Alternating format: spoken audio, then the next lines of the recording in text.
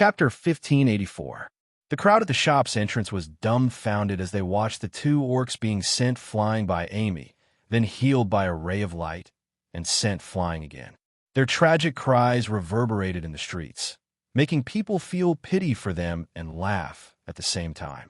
After all, the two tall and strong orcs were so weak in front of that little girl who looked as cute as a little white rabbit. They were sent flying with a single slap, and even looked like they were putting on a show.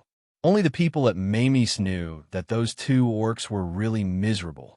Amy was obviously practicing her healing spell. It was not easy to find such human test subjects with such a high abominable value and thick skin. Every slap was real. It was not enough to kill them, but it was inevitable that they would be unable to move due to the injuries. And the healing spell, which was a combination of life magic and nature magic, was very effective. It could heal their injuries in a very short time, and then she could give the next slap with ease. "No, don't. Arg, I surrender." The two orc screams were prolonged. Their hearts were completely filled with despair at this moment. What kind of child was this? She was obviously a devil incarnate. Although she was holding a magic caster's staff, she was using it as a fire rod, and her strength was so terrifying. Isn't this the little boss of Mamie's? She is the disciple of the Lord of Fire and the Lord of Ice. These two fellows actually dared to provoke her? A passerby recognized Amy and couldn't help but exclaim in surprise. So she is the disciple of those two legendary magic casters. Everyone understood, and there was a hint of pity in their eyes as they looked at the two orcs. When the two orcs heard that, their hearts sank. How did they end up in the hands of that great ant? This was the child that should not be provoked in Chaos City. "Are you convinced now?" Meg asked with a smile as he looked at the two orcs who were sent flying again. I'm convinced. The two orcs nodded like they were pounding garlic. They couldn't care less about the excruciating pain from being sent flying just now. They were afraid that another healing spell would land on them. "So fast. Master said that we must have a backbone. We can't surrender just because we are beaten up." Amy hugged her magic caster staff and looked at the two orcs with a look of disappointment. "Why don't we fight for a while more?" No more." The two orcs got up from the ground while enduring the excruciating pain and waved their hands fearfully. What a joke. Although they could be healed every time, the process of the injury and the pain were completely real. Even if they had bones of steel, they would not be able to. "Stop. What are you doing?" Right at this moment, a horse-drawn carriage with the Marquis family's emblem stopped in front of the shop. A young man alighted from the horse-drawn carriage and walked over. He glanced at the two orcs who were in a sorry state before looking at Mag with narrowed eyes. "These people wanted to barge into the shop and beat us up. You have to uphold justice for us." The two orcs looked at Jonah as if they had seen their savior. The grievance they had suffered surged to their hearts, and they spoke with tears and snot. The 7 or 8 orcs who came with the carriage immediately surrounded Meg and Amy. They glared at them and were ready to attack at any time. Jonah looked at Meg and said in a low voice, "You are Mr. Mac from Amy's, right? I hope you can give me an explanation. Why did you hurt the guards of my Marquis family for no reason? And why did you barge into my Marquis family's property for no reason?" "For no reason?" Meg sneered. He turned to the side to let Raina, who was standing behind him, through. He looked at Jonah and coldly said, "Then let me ask you first. Why did your two guards beat up my partner, Miss Raina, for no reason 2 days ago? This is clearly a property under her name, and it has the certificate of ownership stamped by the city lord's castle as proof. How did it become the property of your Marquis family?" "The Marquis family and this lady are fighting over property? They both said that this shop is theirs." "Then who exactly does this shop belong to?" "Mr. Mack said that Miss Raina has the certificate of ownership, so this shop must be hers. Isn't this the law of Chaos City?" The onlookers started whispering when they heard that. They didn't expect such a dispute to be hidden behind a seemingly random fight. "I was the one who beat them up. If you're not convinced, you can come and try." Amy placed her magic caster staff in front of her and crossed her arms in front of her chest. She looked at Jonah with disdain and said, "Come here." Jonah glanced at Amy and raised his eyebrows. However, he suppressed his anger very quickly. He knew this young lady's identity very well. If those two lords got angry, even the Marquis family would have to tremble. His gaze landed on Meg again. This wasn't his first time seeing Meg. He had already seen him at the Aden Chamber of Commerce's year-end celebration, but this was indeed his first time meeting him face to face. He still hadn't received any accurate information as to why the property of this shop would land in the hands of that lady named Raina. The Department of Property Rights only knew that this was specially approved by the city lord, and this property was transferred to Raina's name as a gift. This might have something to do with the Grey Temple.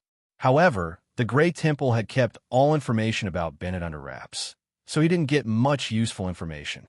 However, he could sense that Bennett had committed an unusual crime, and there was no chance for him to turn things around.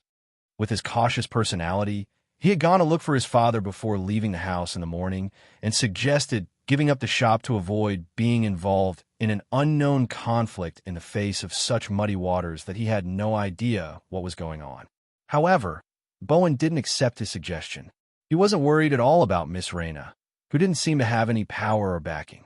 He believed that as long as they waited for the report from the Department of Property Rights, they would be able to rightfully take over this shop. According to the current valuation, this shop was already worth more than 25 million copper coins. Furthermore, if they could follow Bennett's plan and open a hot pot restaurant, they might be able to bring in even better returns for the Marquis family. He didn't expect to bump into Meg and the rest who were there to cause trouble when he was just planning to take a look. Furthermore, the other party was clearly prepared. They were able to pull both parties to the same side just by relying on a 3-year-old girl. If that's the case, on behalf of the Marquis family, I would like to apologize on behalf of the Marquis family for the disrespect and harm that my men had caused to Miss Raina. Jonah looked at Raina and bowed solemnly. Raina looked at Meg nervously. It's all right. We've already fought back. This is more useful than an apology, Meg answered on behalf of Raina with a smile. Jonah's expression froze, and he looked at Meg with a serious expression.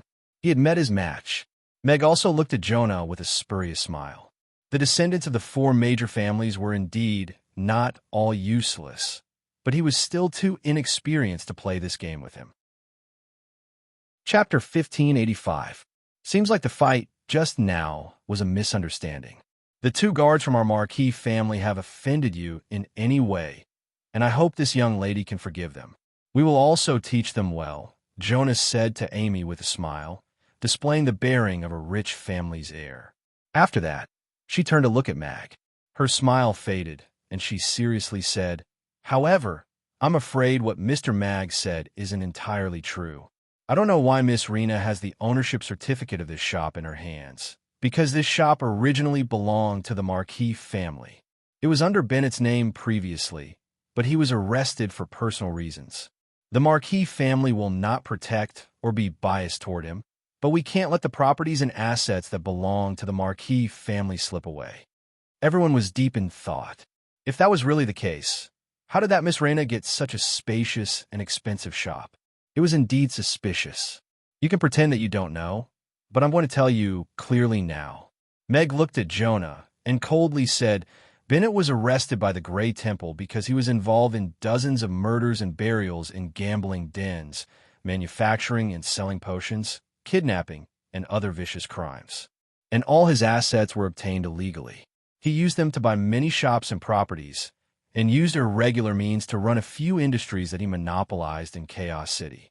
These seemingly clean properties, shops, and tea houses were bought by him using his dirty money. The Marquis family should know very well about their origins, right? Do you think you can fool everyone by saying that they belong to the Marquis family? Do you think the Marquis family is omnipotent, or do you think the Grey Temple is full of fools? Jonah's face turned pale, and he took 2 steps back instinctively. He looked at Meg with shock and panic in his eyes. How'd he know about all these? During this period, the Marquis family had spent a lot of effort and money to publicize the ownership of these properties and assets to the public, and to sever ties with Bennett. They didn't expect Meg to expose them in public. As expected, there was an uproar among the onlookers. They had only heard that the owner of the Ben Tea House had been arrested, but they didn't expect it to involve such a terrifying crime. As the second master of the Marquis family, Bennett was quite well known. Now that the Marquis family wanted to take away all the properties that he had obtained illegally and claimed that they belonged to the Marquis family, they were not only taking advantage of him, but also trampling on the Grey Temple's reputation. Me? Am I wrong? I believe the Grey Temple will announce the results of this matter soon. If the Marquis family really has the ability to suppress this matter, then you can say that I'm spouting nonsense. Of course, I know you don't have that ability. Meg smiled and looked at the flustered Jonah. He continued, as for why the property deed of this shop is in Raina's hands, you must be puzzled, right? The Marquis family's influence really doesn't deserve to be one of the 4 major families if they can't even get such information. Jonah's face flushed red. This fellow's mouth was really too irritating. He wanted nothing more than to stuff that smacking mouth of his. Don't be too nervous. This matter is definitely not something a little kid like you can make the decision. Meg smiled and comforted him. Of course, if you really want to know why this shop belongs to Raina, you can go to the Grey Temple and ask. You don't have to be hypocritical and try to get information from them. I'll say it here today. This shop belongs to Raina now. If anyone tries to take it away and hurt her, then don't blame us for being rude. Amy. Super fierce. Amy casually continued Meg's words. She held her magic caster's staff with one hand and clenched her little fist with the other. Her big blue eyes were wide open as she spoke with a serious expression. Puffed. So cute. Oh my God. This threat. I'm actually not afraid of it. The onlookers couldn't keep their expression straight. Jonah frowned. In this situation, he had to do something. Otherwise, it might bring trouble to the family. Little Amy, didn't you say you have classes in the afternoon? Just then, a hoarse voice came from outside. The crowd parted to make a path for an old man with half-white hair and an old magic caster's robe to walk in slowly. This is the Lord of Ice, Julian. What was supposed to be an adorable threat has suddenly become frightening. Everyone lowered their voices as they looked at Urian in awe and veneration. Jonah's expression changed instantly.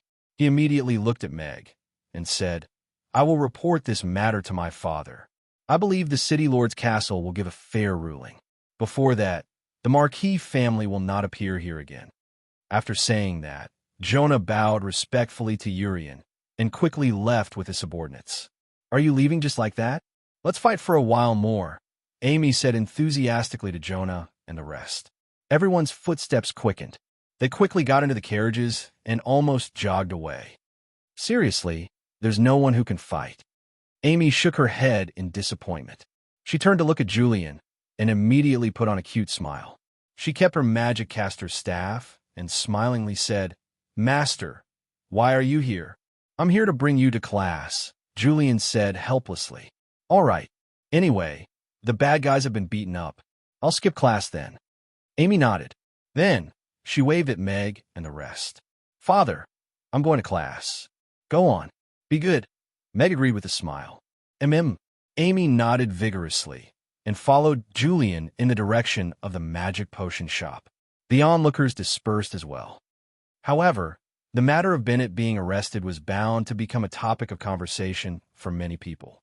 Julian's appearance was a strong deterrent and successfully scared Jonah and the rest away. Meg was not worried that the City Lord's castle would side with the Marquis family.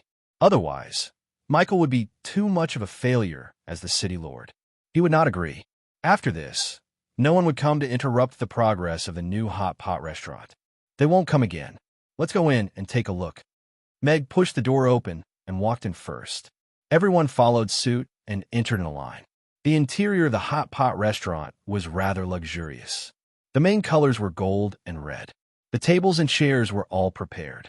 They were all red date mahogany tables and were neatly arranged. There were more than 100 tables in the hall on the first floor alone. The scale was more than double that of Amy's.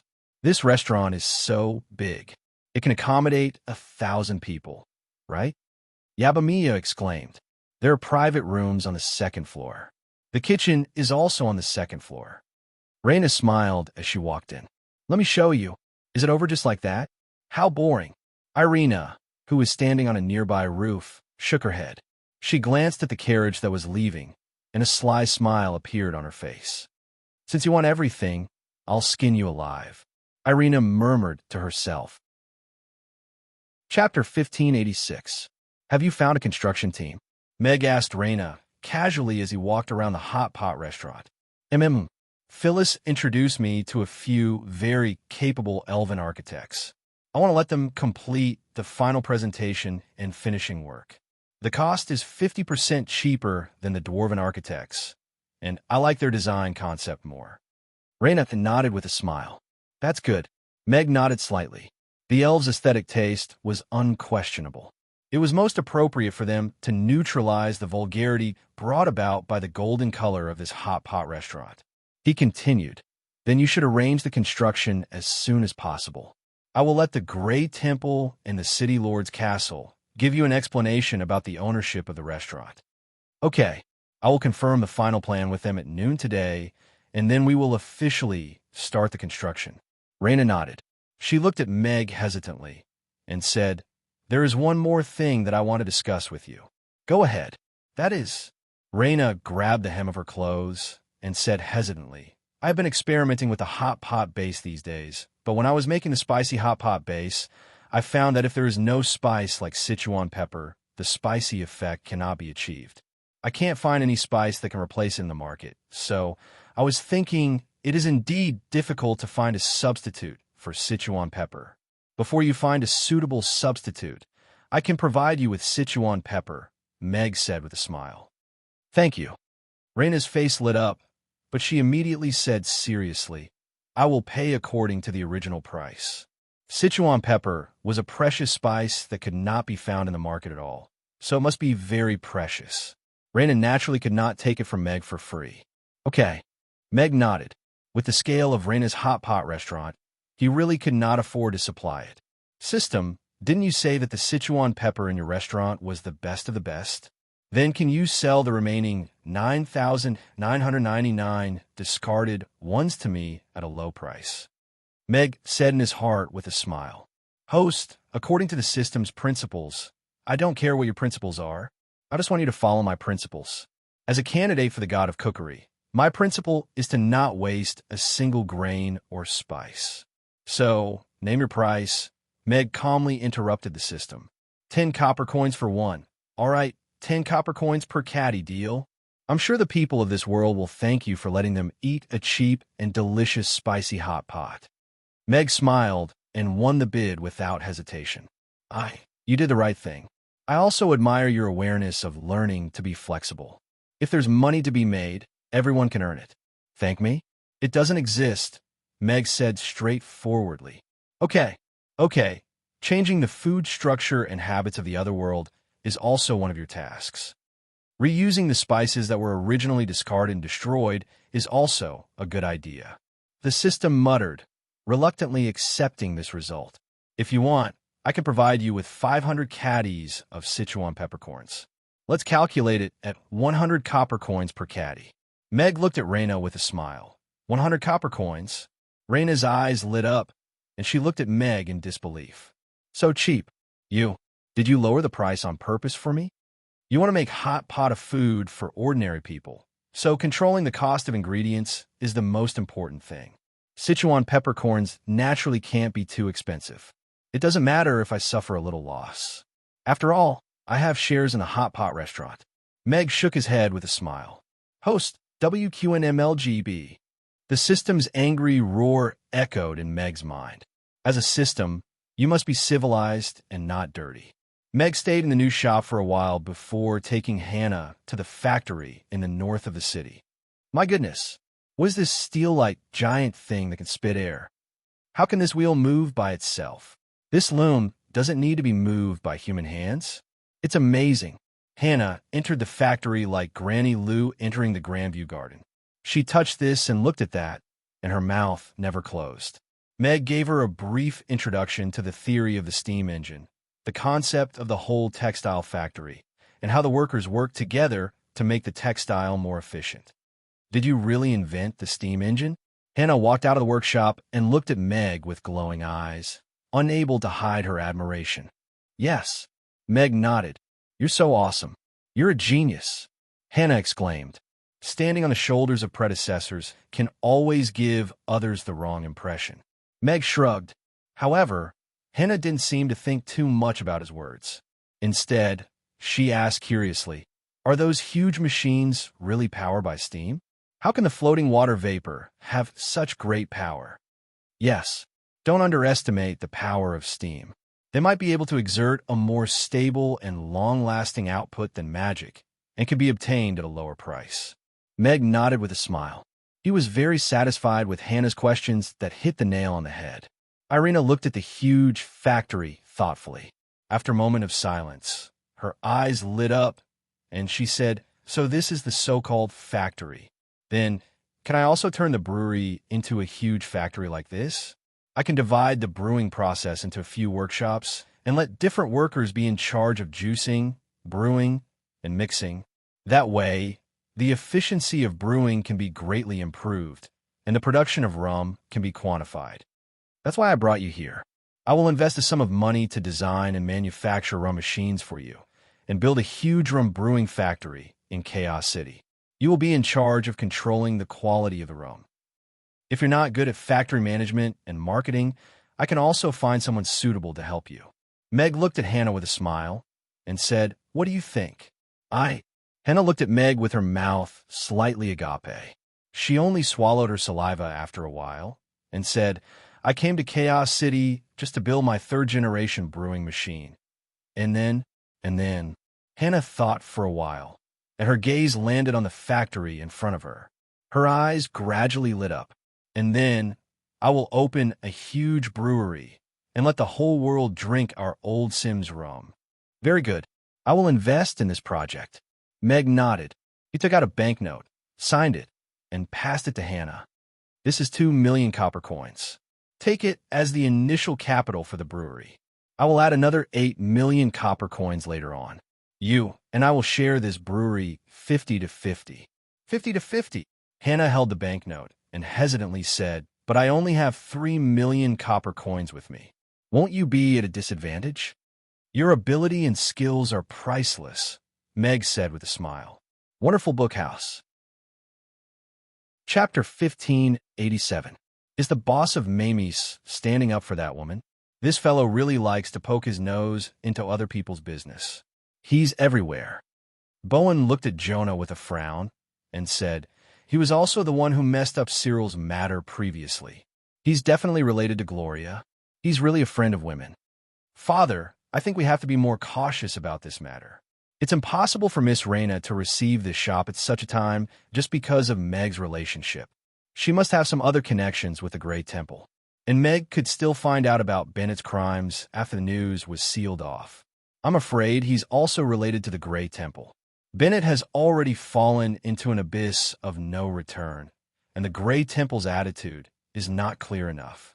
I think we should give up on this shop for the time being, and even more businesses that are shady between black and white to prevent the Marquis family from being in danger, Jonas said solemnly.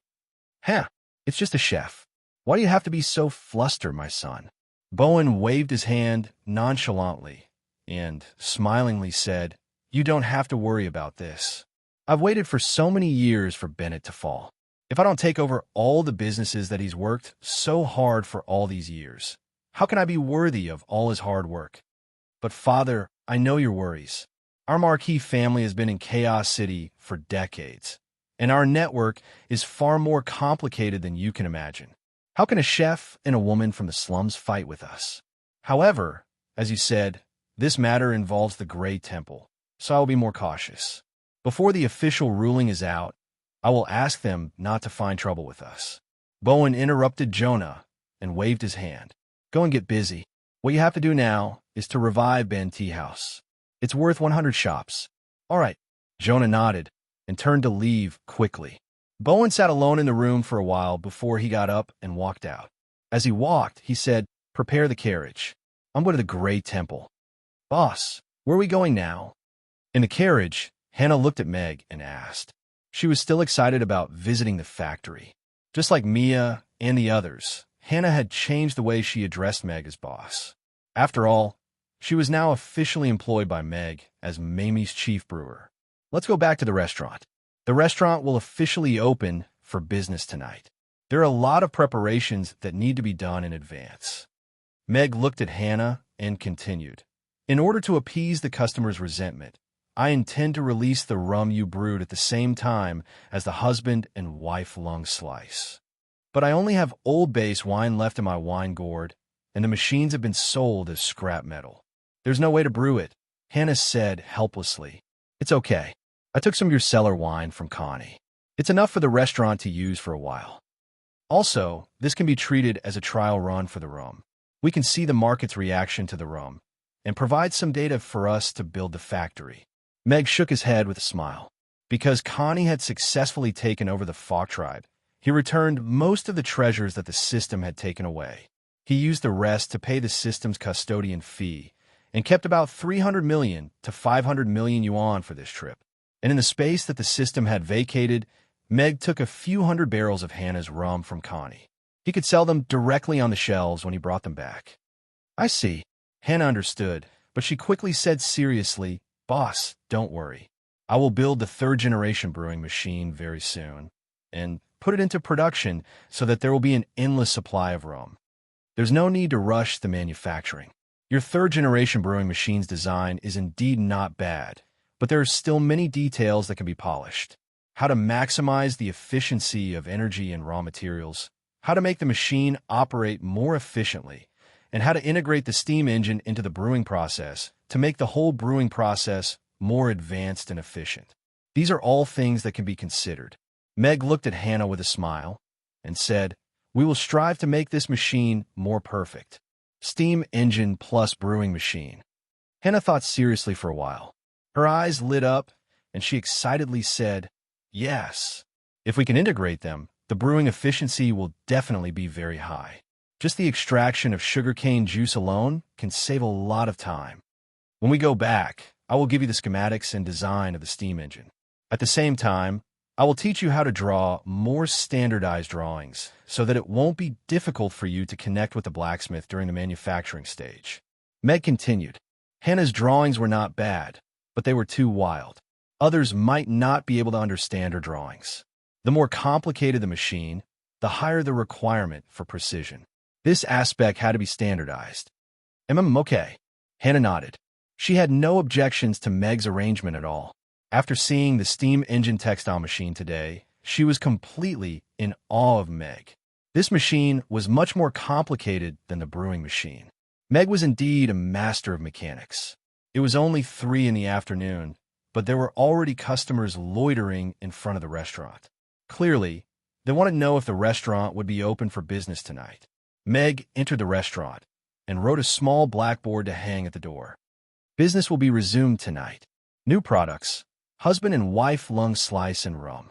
There's wine, there's food, and I have a story. Miss, let me treat you to dinner tonight, Harrison said to a beautiful succubus lady affectionately. I can consider it when you lose half of your weight. That succubus lady chuckled. She swung her wavy brown hair and walked toward the back of the line. In that case, you can only lose me. Harrison sighed and touched his round tummy. He looked at the announcement on the small blackboard and chuckled again. Although this big sister is good, she can't be compared to Mr. Mac. New products are so good. Hee.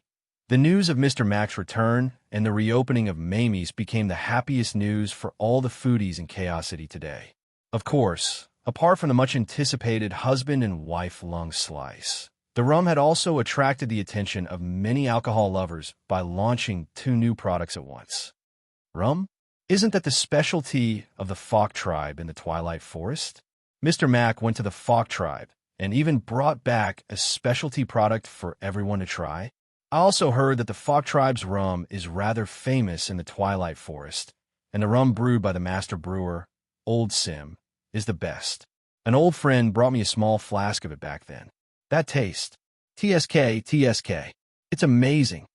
Storyteller Carl smacked his lips with a smile and said, I wonder if the rum Mr. Mac brought back is as good as the flask I had back then. It has to be the best for Mr. Mac to launch it as a new product, someone replied. That might not be the case. You guys don't know how proud that Master Oldsim is. I wanted to buy a bottle of rum that he brewed himself back then and asked many people for help, but I couldn't get it. It's impossible for Mr. Mac to buy Master Oldsim's rum to sell, Old Carl said with certainty as he waved his hand. Chapter 1588. Old Carl had been a storyteller in the Aden Square for over a decade, but he didn't make a living from this. He worked in the city lord's castle for his whole life when he was young and retired at 60. Storytelling was just a hobby that he enjoyed in his spare time. However, even though it was a hobby, he had made it a specialty that others couldn't learn. With his interesting and rich stories, he kept up with the hot news and became the most beloved storyteller in the Aden Square and even the whole of Chaos City. Of course, after working in the city lord's castle for so many years, he could still hear things that ordinary people couldn't even hear after he retired. So, when he said that, it became a story. Therefore, Old Carl was recognized as a knowledgeable person.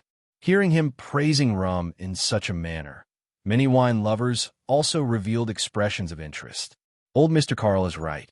When I went to the Fok Tribe to do business last year, it was simply too difficult to buy Master Oldsim's rum.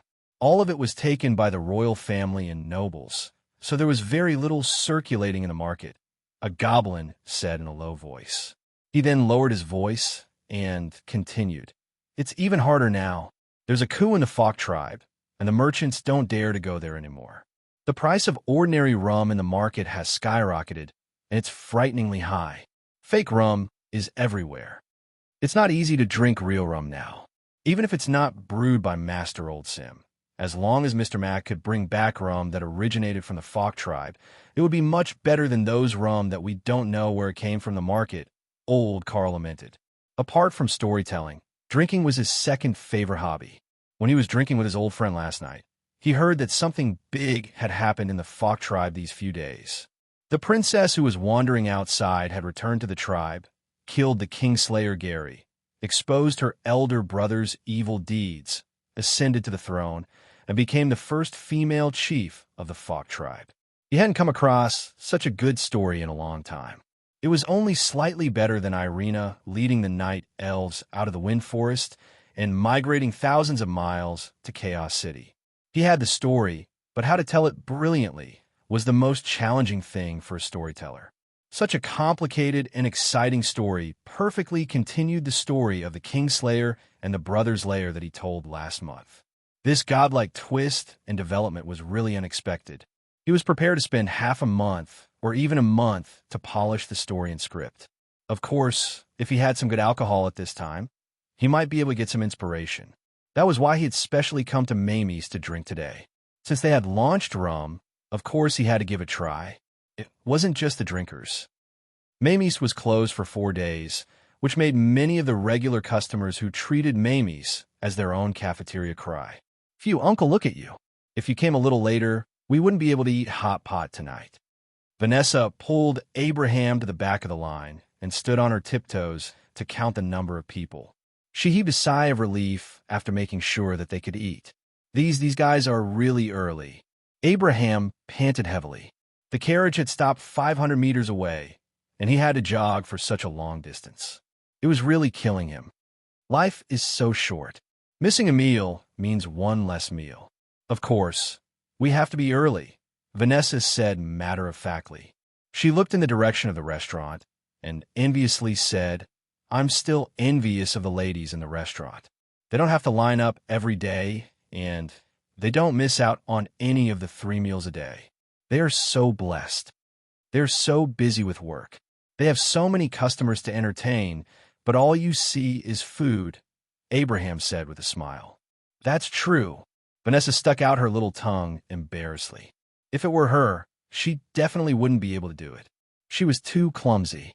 Bro, we just ate Mr. Mac's delicacies of the Fok Tribe 2 days ago, and we can eat them again in Chaos City. What a seamless connection, Harris said in his tribal language with a chuckle as he stood beside Haga. Haga only chuckled and didn't say anything. He looked in the direction of the restaurant with anticipation. Chapman stood behind Harris and softly asked, Master, Grandmaster is back. Do you still want to learn how to cook from him? Of course. I haven't even mastered the husband and wife lung slice yet. Wouldn't I be ruining my master's reputation if I went out? Harris said matter-of-factly. But I've already learned it, Chapman said hesitantly. Harris, master, that's not what I meant. I'm just saying that I can teach you a little if you need. Chapman quickly waved his hands. Great, you rascal. You even want to be my master now, Harris said with a huff. And no, Chapman was so anxious that sweat was breaking out on his forehead. All right, I'm just teasing you, Harris said with a smile.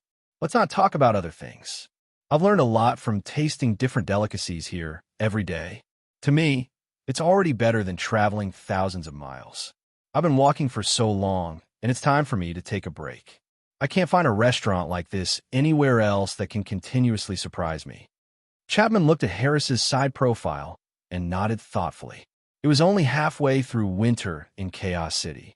Apart from some species that weren't afraid of the cold, most of the customers were wrapped in thick cotton-padded jackets. In this kind of weather, it was naturally the best to meet up for hot pot. The customers who were eating the hot pot were lining up separately, and their popularity was not inferior to the customers who were having a normal dinner.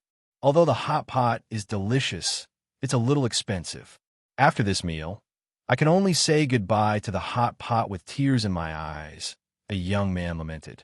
Yes, if it could be cheaper, I would have brought my whole family here too. Now, I even have to control myself when choosing the dishes, a middle-aged man lamented.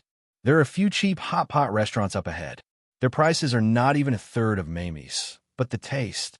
I regret meeting Mamie for the rest of my life, a young white-collar lady said with a smile. Sigh, I've been to those hot pot restaurants for the past 2 days. I only learned some superficial skills from those hot pot restaurants. They can't even cook the bone broth well. If boiled vegetables can be called hot pot, then my mom would have been a chef 20 years ago, Harrison said with pursed lips with disdain written all over his face. Everyone couldn't help but laugh when they heard that. If they weren't particular about the taste, they wouldn't have come an hour earlier to wait in the cold wind. Welcome, Mamie's. Just then, the restaurant's door opened, and Meg walked out first. He stood at the door with a smile and said, The restaurant is open now. Please come in. The customers greeted Meg with a smile and filed in. Mr. Mack, did you bring this rum back from the Fok tribe? A customer asked curiously when he entered. Of course. Old Sim's rum. You deserve it, Meg said with a smile. Wonderful book house. Chapter 1589. Old Sim Brand. Old Carl, who was about to enter, stopped in his tracks and looked at Meg in disbelief. Mr. Mack, are you saying that the rum sold in your shop is brewed by Master Old Sim himself? It's the real deal. Meg nodded with a smile. Although the real Old Sim had passed away, Hannah's brewing skills were not inferior to her grandfather's, so the people of the Fok tribe still called the rum brewed by Hannah as Old Sim. It was considered a rather well-known local brand. How is that possible? Old Carl stared at Meg in disbelief. You will know after you try it, Meg said with a smile. All right, I don't want to see if this Old Sim brand rum is authentic. Old Sim nodded and walked into the restaurant quickly. He chose a seat nearby and flipped open the menu on the table eagerly.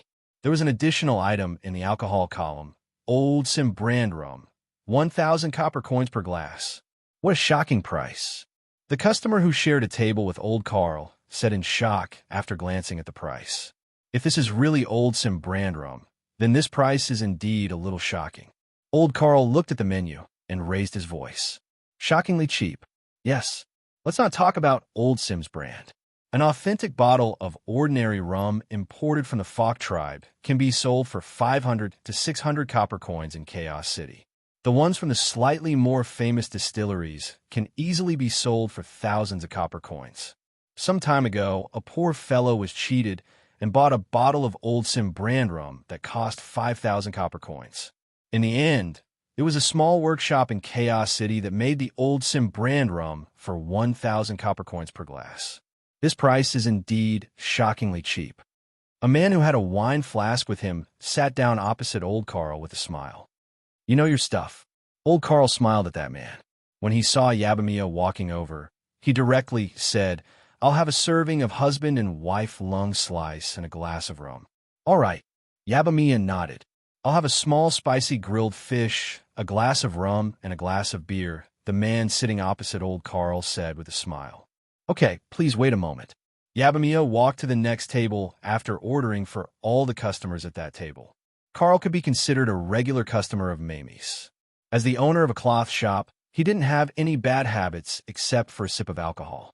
There weren't many good winemakers in Chaos City, and only a few wineries' fruit wines were drinkable. He would usually ask someone to bring wine from other places. Mamie's beer was the most delightful beer that he had tasted in Chaos City. Paired with the spicy grilled fish, it was a delightful combination. However, even though beer was refreshing, for someone like him who drank alcohol all year round, he always felt that it was a little lacking. As such, he would always bring a small jug of beer with him when he came to eat. The jug of beer was filled with aged wine that he had asked someone to bring back from Rodu. Only after drinking a few mouthfuls of beer would he feel a little tipsy. As for rum, it was also one of his favorites. Old Sim's wine was something that could only be chanced upon. It was basically priceless in Chaos City. Even someone like him, who had been drinking for 20 to 30 years, had to wait in the aisles. The feeling of drinking fake wine was not a good feeling. Recently, he heard that there was a coup in the Fok tribe, and the price of rum had skyrocketed. Even normal rum wasn't easy to find anymore. As he was worried that he would buy fake alcohol from black-hearted merchants, he hadn't drunk rum for 2 months. Today, when he saw Mamie's launching rum under Old Sim's brand, he was pleasantly surprised, but also a little suspicious. A bottle of rum was hard to come by on the market. Why was it sold by the glass in Mr. Mac's shop like beer? It was only 1,000 copper coins. Even if it was fake, Carl wouldn't feel the pinch. Hence, although he was suspicious, he still ordered glass. Old Carl was still sitting opposite him. If it was fake alcohol, then there would be another story of black-hearted merchants who sold fake alcohol to those who knew them. Boss, will people really order my rum? Will the people in Chaos City not be used to this kind of alcohol? In the kitchen, Hannah looked at the customers outside worriedly. Although she was very confident in her brewing skills, she was afraid that the rum wouldn't be acclimatized to a new place. Don't worry. Although rum is a niche alcohol in Chaos City, there is still a very good place for it to grow, Meg answered as he cooked the fried rice. He had spent some time to check on the alcohol situation in Chaos City before. The local distilleries were of a low standard and couldn't satisfy the needs of some drinkers who wanted high-quality alcohol. Hence, there were specialized merchants who brought alcohol back from all over to sell, and the market was quite big. Although rum was a niche alcohol, that was because it wasn't easy to obtain and transport it. The roads in the Twilight Forest weren't easy to walk on, and alcohol wasn't easy to transport. Hence, there wasn't a lot of rum shipped to Chaos City. Meg's purpose of launching rum at Amy's was to cultivate a batch of high-quality loyal customers for his distillery in the future. Then, he wouldn't have to worry about sales. We have ordered a total of 18 glasses of rum. 1 for customers 1 and 3 at table 3, 1 for customer 2 at table 4, and 1 for table 6. Yabamiya walked into the kitchen and began to report the order. Barbara stood at the entrance of the kitchen with her eyes closed. Glasses of amber rum floated out of the round glasses and landed accurately in front of the customers that Yabamiya had reported. Wow, so cool. A spatial magic caster is in charge of serving the dishes. This restaurant is so cool. A little girl exclaimed as she clapped her hands. The customers smiled at the little girl's naive look. Of course, this was indeed very cool. However, many people were attracted by the fragrant wine fragrance that drifted through the air. It was a fragrance that made people happy. Just by smelling it, they felt like they were intoxicated. However, the glasses weren't big, and a small glass of rum cost 1,000 copper coins. Some customers who didn't know how to drink felt that the price was a little too high, and couldn't help but feel pity for those who ordered rum. Thud, with a soft thud, 2 glasses landed in front of old Carl and Karu. Both of their gazes were attracted by the transparent glasses filled with amber liquid in front of them at the same time. This glass was smaller than a beer glass and didn't have a handle. It was a glass that could be held with one's hand. A strong alcohol aroma wafted towards them impatiently. The mellow aroma seemed to have a hint of white oak's aroma, and made both of their eyes light up at the same time. It's this aroma. It's this aroma. The aroma of the rum brewed by Master Old Sim. This unique aroma can't be replicated. It's definitely it, Old Carl exclaimed in surprise. He couldn't hide his excitement. On the other hand, Carew lowered his head and took a deep whiff of the aroma. He revealed an intoxicated expression and also couldn't hide his excitement. Not only is this brewed by Master Old Sim, this is rum that has been in the cellar for more than 15 years. Rum of this quality, coupled with Master Old Sim's golden brand, can be sold for at least 5,000 copper coins for a cup. Chapter 1590. A glass of rum was placed on the table, and it ignited the passion of the customers who ordered rum instantly. Good alcohol couldn't fool anyone. Of course, those who didn't know the good stuff were an exception. Even if this first batch of customers who ordered rum weren't rum aficionados, they had at least drunk it a few times. They could tell that it was the real deal just by looking at the quality and smelling the aroma. Old Carl picked up the glass carefully and looked at it carefully in the direction of the floor-to-ceiling window. The amber-colored rum was clear and translucent without any impurities. Although this glass wasn't as grand as a beer glass, it was enough for an ordinary person to drink a glass of rum of such high quality. Old Carl placed the glass beside his mouth and took a sip. The delicate and sweet taste was intoxicating. The aroma was heavy and there was a hint of wood in it. Only the aged wine that was stored in an oak barrel would have such a wonderful taste. He had been thinking about that small bottle of rum for 18 years. That was only a bottle of 3-year-old rum, and it was also made by Master Old Sim. He originally thought that it would be very difficult for him to drink rum made by Master Old Sim again in his life. He didn't expect that he would be able to drink such authentic rum that had been kept in the cellar for a mere 1,000 copper coins at Mamie Restaurant. After a long while, Old Carl opened his eyes slowly and lamented, "I didn't expect that I would really be able to drink rum made by Master Old Sim again. This Mr. Mac is something. It's not just something. Mr. Mac is really something." Carew's glass was also half empty. His cheeks were flushed, and he couldn't hide his agitation. Anyone in the drinking circle who had a bottle of unopened rum made by Master Old Sim that had been in the cellar for more than 15 years would be very impressive. After all, this was a high-quality rum that was specially provided for the Fok tribe's nobles and chiefs. However, no one would expect that he would be able to drink rum of such quality in a restaurant in Chaos City. Furthermore, he only spent 1,000 copper coins. If this were to spread out, the rum lovers in Chaos City would probably be in an uproar. He didn't know what methods Boss Mag used to be able to get such high-quality rum and sell it at such a low price. He couldn't be any more conscientious. It even made him a little worried if he would make a loss.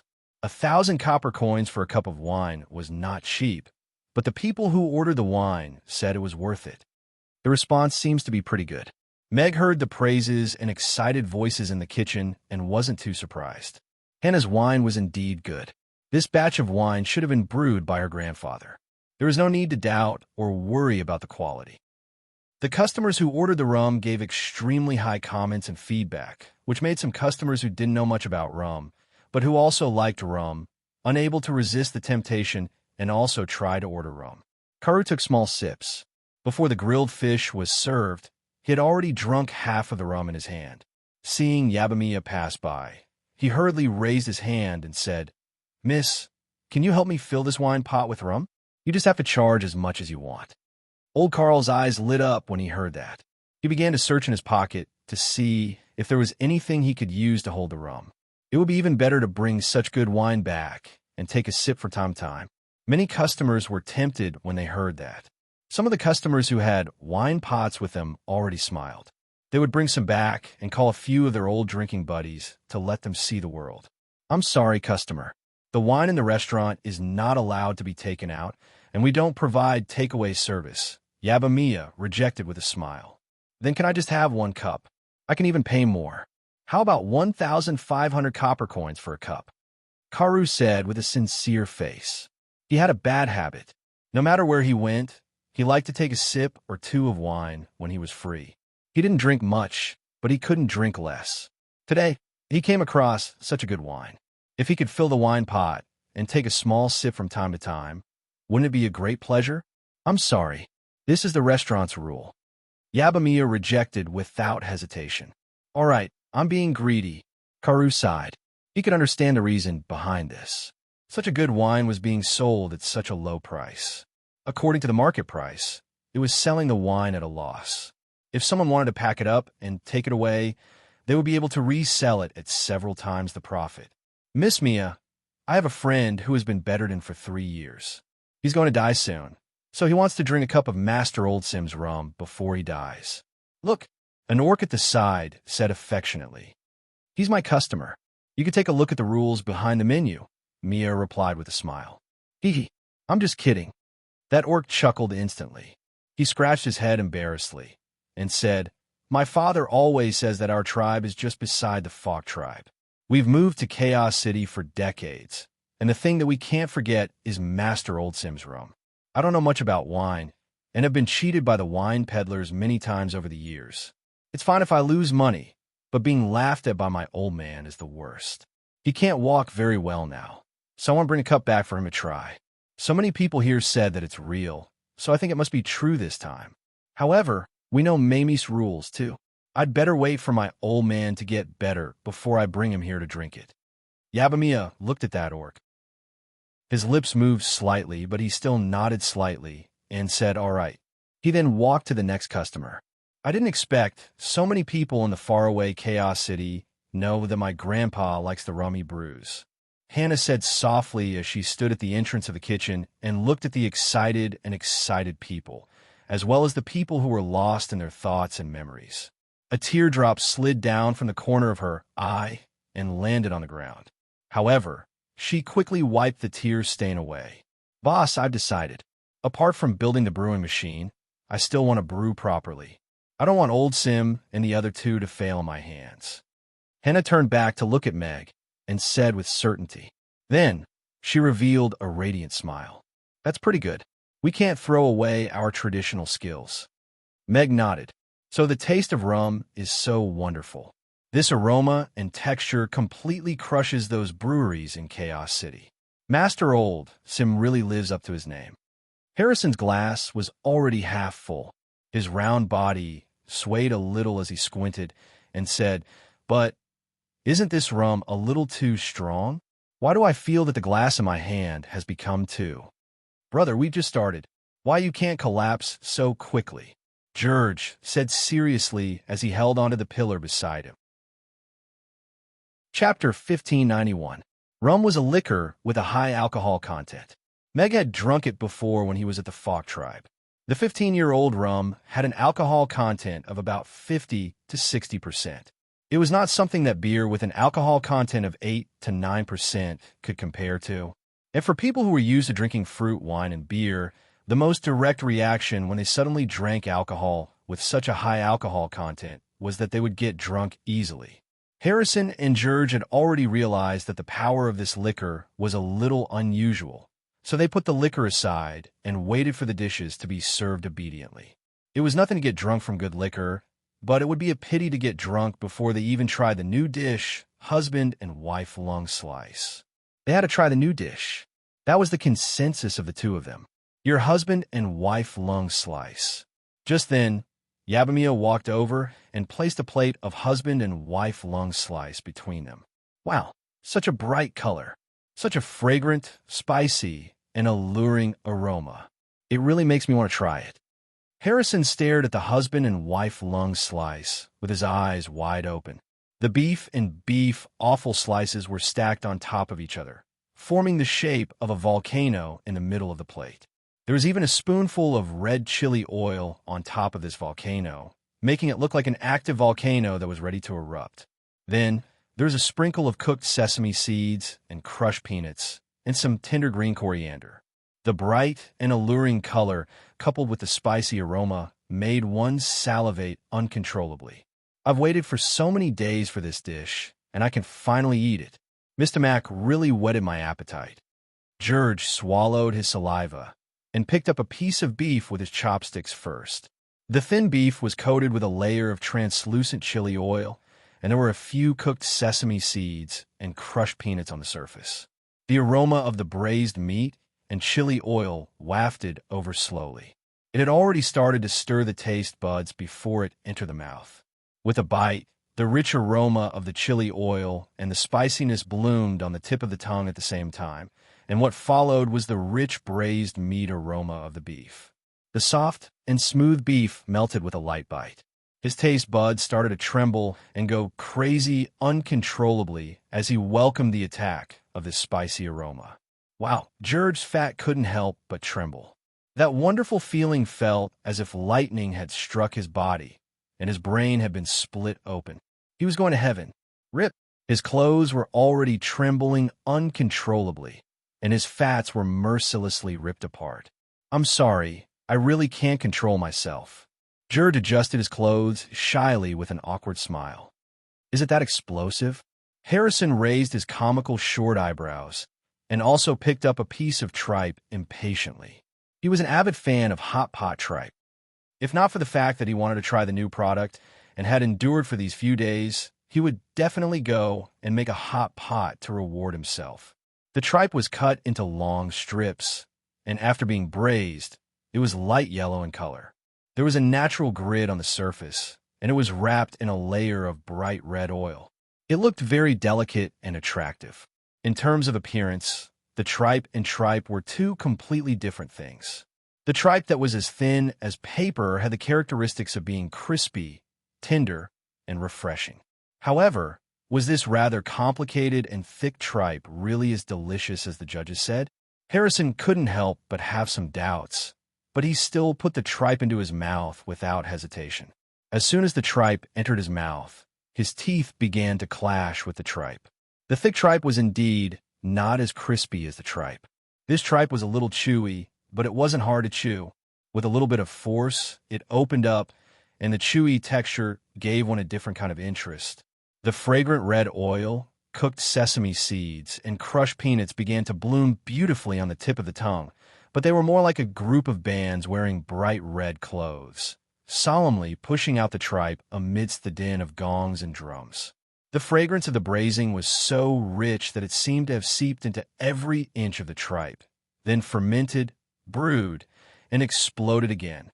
The red oil, the braising, and the tripe's own fragrance fought on the tip of the tongue, and his taste buds had no time to respond at all. He could only sigh inwardly and then surrender. Spicy and refreshing. It's not inferior to the tripe, indeed, lives up to its reputation. This tripe is really amazing. It's so delicious that it's irresistible. Harrison only felt that he had sobered up by about 50%. Apart from the spicy and refreshing taste, he couldn't help but pick up the wine glass beside him and take a big gulp. Good wine paired with good food made the feeling of pleasure go up another level. This is really the best dish to go with wine. Harrison praised. Isn't that so? With a different cooking method, Mr. Mac has opened up a new world for beef for me. George nodded in agreement. Small beads of sweat had already appeared on his forehead due to the spicy taste and the alcohol. It was more than refreshing to describe. After all, it was a highly anticipated new product, and there were many customers who ordered the husband and wife lung slice tonight. Vivian and Luna sat in the corner with a spicy grilled fish in front of them and a serving of the husband and wife lung slice that had just been served. Vivian, do you think this dish is really made with the lungs of a married couple? Luna looked at the big plate of red husband and wife lung slice in front of her. This scary name made her think of some scary things. Vivian leaned forward slightly and waved at Luna as she whispered, "Come here. Let me tell you a little secret." "What is it?" Luna went up to her curiously. "My father said that there have been a lot of loving couples going missing in Chaos City recently. Moreover, every time the bodies are found, their lungs..." Vivian had a creepy smile on her face. Luna leaned back in shock and let out a soft cry. She looked at the husband and wife lung slice in front of her in horror, which attracted the puzzled gazes of the customers sitting at the other tables. "Ha ha ha!" Vivian laughed so hard that tears welled up in the corners of her eyes. She only stopped laughing after a long while and said, "Their lungs are all intact." "Why, you rascal! You only know how to lie to me and scare me. Luna looked at Vivian angrily and helplessly. Then, she nodded apologetically to the people around her. I didn't expect our teacher Luna to believe such a story. Vivian shrugged. She picked up a piece of beef scalp with her chopsticks eagerly and said, "These are all made with beef and beef offal. Although it's called husband and wife lung slice, there isn't even beef lung in it. Mr. Mac's clickbait is getting worse and worse." So it's beef? Luna heaved a sigh of relief when she heard that. Yes, look at this. It's the beef scalp. Vivian placed the beef scalp against the light, and the light shone through the gelatinous beef scalp.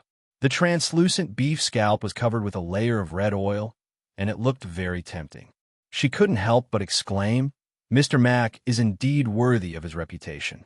Even a piece of beef scalp can be made into a piece of art.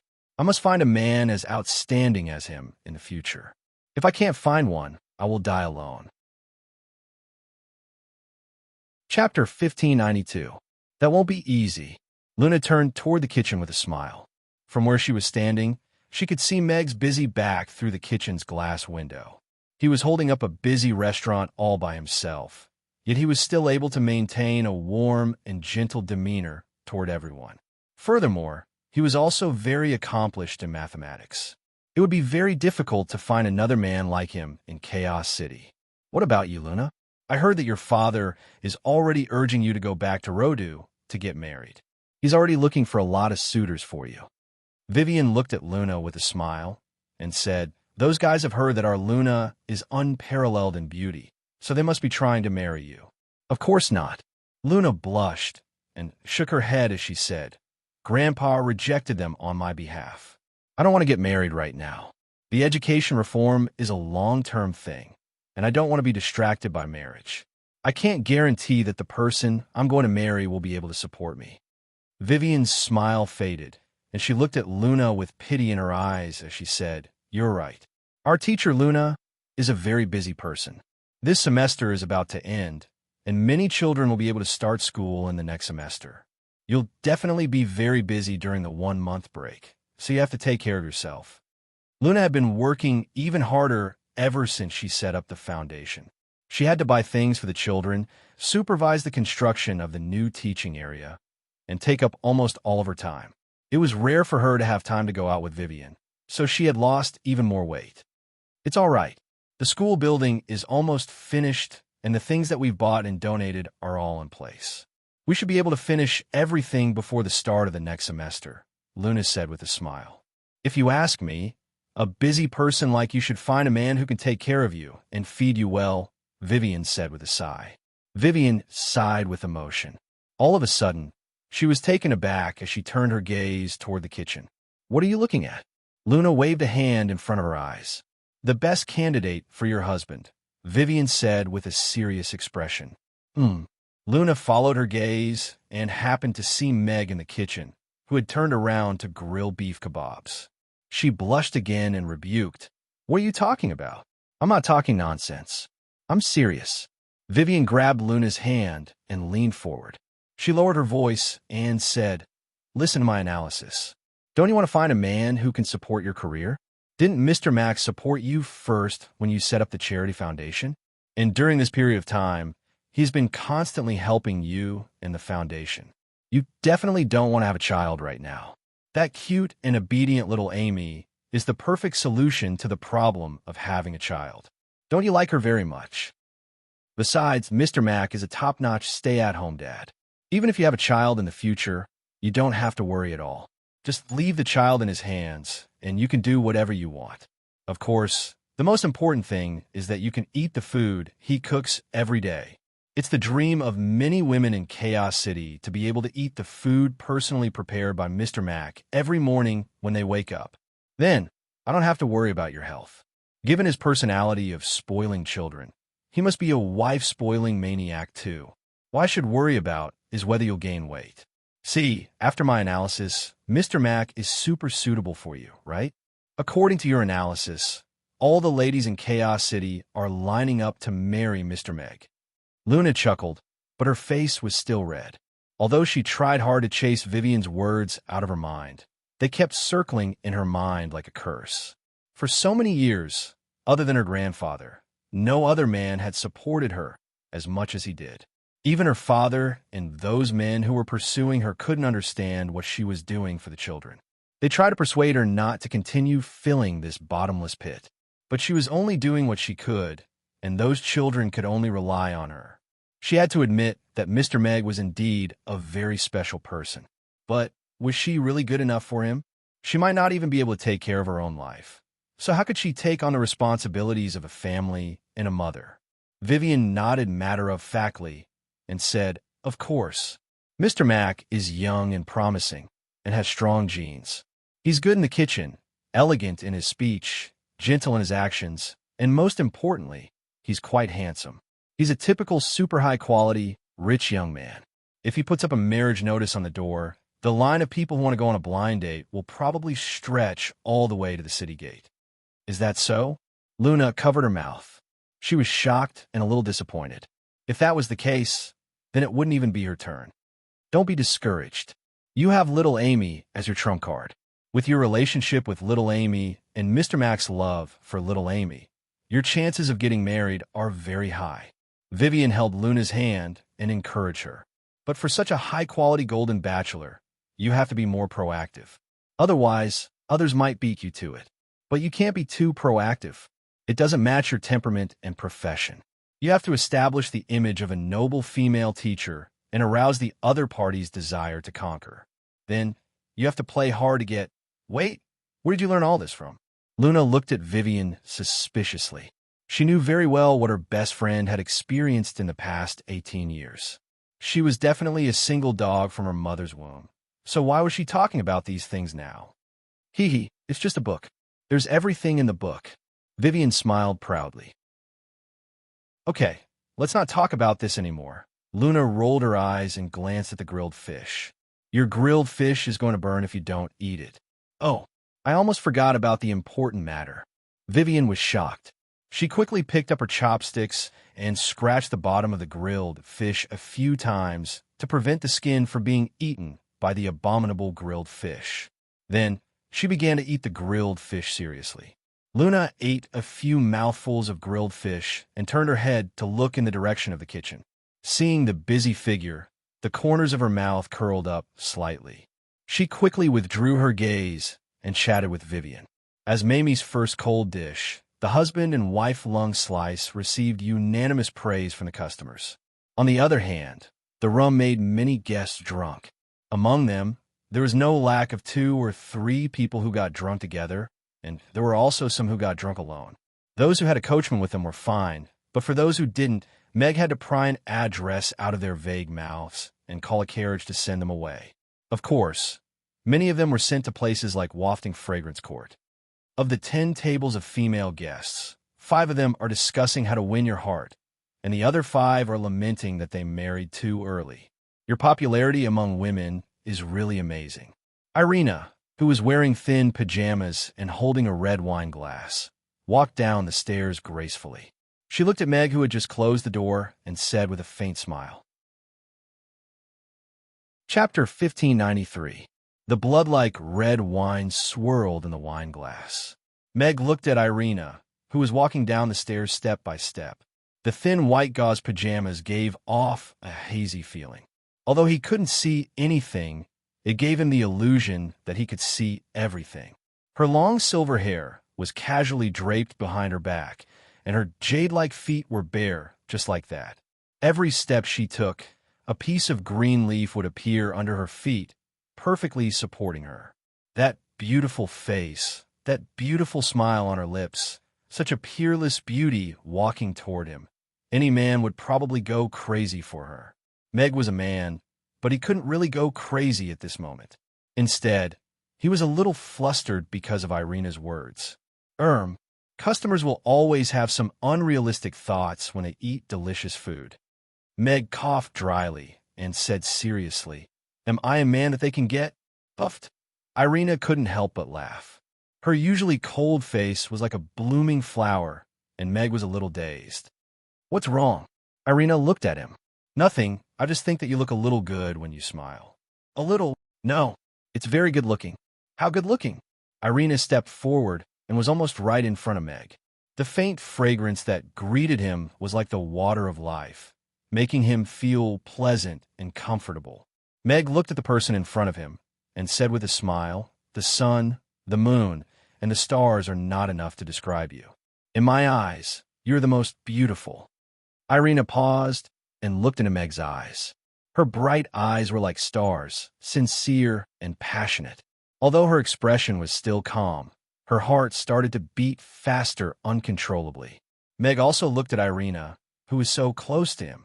Her plump red lips were extremely alluring, and a strange impulse gradually rose in his heart.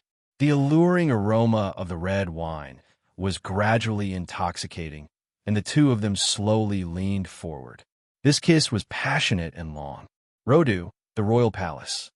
Let's go and bring Vanessa back. There are too many uncertainties over there. It's no longer safe," Andre said to Sean, who was half kneeling on the ground. "Yes." Sean got up, turned around, and then stopped. He turned back and said hesitantly, "Father, if I meet Alex on this trip, what should I do? Do you have the confidence to kill him?" Andre asked. "No." Sean shook his head. "He does. Understand." Sean nodded and turned to leave quickly. The wind forest, the endless sea realm, the twilight forest. "Alex, you really are everywhere." Andre paced slowly in the palace with an inexplicable smile on his face. "It seems like you've been living well for the past 3 years. It's just that you've become more nosy." Not far away, the blue flames at the top of the magnificent Mage Tower were still burning fiercely. The Triennial Magic Caster Conference is about to begin. As usual, Crassus will come to open the conference. Should we invite him this year? Of course. He doesn't belong to the Mage Tower anymore. What's the point of inviting him? The Magic Caster Conference was proposed and established by Master Crassus. Over the years, many outstanding talents have been selected for the Magic Caster world. It has opened up a path for the poor magic casters and greatly promoted the development of the Magic Caster world in the Roth Empire. We can all choose not to participate in the Magic Caster Conference, but we can't do without Master Crassus. Nonsense. I think you want to betray the Mage Tower too. That's why you keep speaking up for Crassus. Freedom of movement in the Mage Tower is one of the 10 principles. I've never seen anyone say that leaving the Mage Tower is a betrayal. If there's justice in your heart, you'll naturally know what Master Crassus has done for the Mage Tower. I'm not speaking up for him, but for justice. A roundtable conference was going on in the Mage Tower's conference hall. However, the conference had already gone on for several hours, and the debate was still ongoing. "That's enough." Richard, who was sitting in the main seat, said in a low voice. The voices in the conference hall gradually died down, and everyone turned to look at Richard. "I'll send an invitation to Crassus. As for whether he wants to come, that's up to him." Richard stood up and walked toward the door as he said, "That's all for today's conference. Dismissed." Brent followed behind Richard with furrowed brows and asked, "Great Elder, are we really going to invite that old bastard Crassus?" The opening of the Magic Caster Conference by Crassus has always been a tradition. If we don't even send an invitation, it'll make us look petty. Richard walked as he said. As for whether he'll come or not, with his personality, I'm afraid he won't come even if he finds a good disciple. Brent nodded with a thoughtful expression. Richard suddenly stopped in his tracks and turned to Brent as he said, "By the way, His Majesty has decreed that 2 great magic casters from our Magus Tower will accompany the first prince to Chaos City. I plan to send you and Elliot, and we'll set off tomorrow morning. Go south with the first prince." Brent faltered upon hearing this. He looked around and lowered his voice as he asked, "Does the second prince know about this?" Richard replied with a serious expression, "This is an order from His Majesty, so it doesn't matter whether Josh is aware of it or not. You're going to bring Princess Vanessa back to the palace and ensure the safety of the princess and the first prince is your top priority. Princess Vanessa is in Chaos City." Brent was a little surprised, but he quickly composed himself at the sight of Richard's serious expression. He nodded with a serious expression and said, "All right, I'll be sure to complete the escort mission." What a dashing pair of lovebirds. One moment, they're in the wind forest, The next moment, they're in Chaos City, and the next moment, they're in the Twilight Forest. Ha! Ha ha ha! Josh sat in the pavilion at the center of the lake with a few unopened jugs of wine in his hands. The ground was littered with shattered porcelain, and he was looking at the lake with a slightly intoxicated expression on his face. In a corner of the pavilion, the two maids who were in charge of brewing the wine were leaning against each other, trembling in fear. They didn't dare to look Josh in the eye. The second prince was simply too terrifying in this state. A black shadow guard appeared in the pavilion at the center of the lake and half knelt on the ground as he respectfully said, "Your Highness, a guest from the Twilight Forest has arrived. He said that he brought you something precious." An orc from the Twilight Forest? Josh frowned as he looked at that shadow guard and asked, "What is it?" The shadow guard lowered his head and said, "He doesn't want us to see it. He said that he can only give it to you." Ha! Interesting. An interested smile appeared on Josh's face.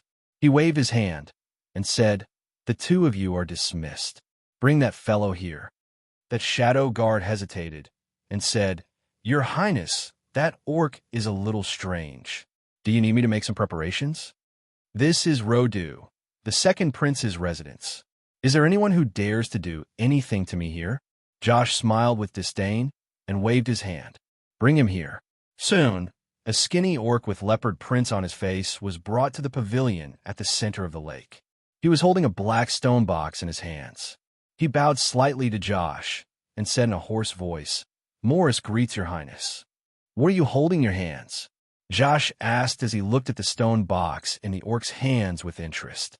"This item is extremely precious. It is not suitable for a third party to know about it."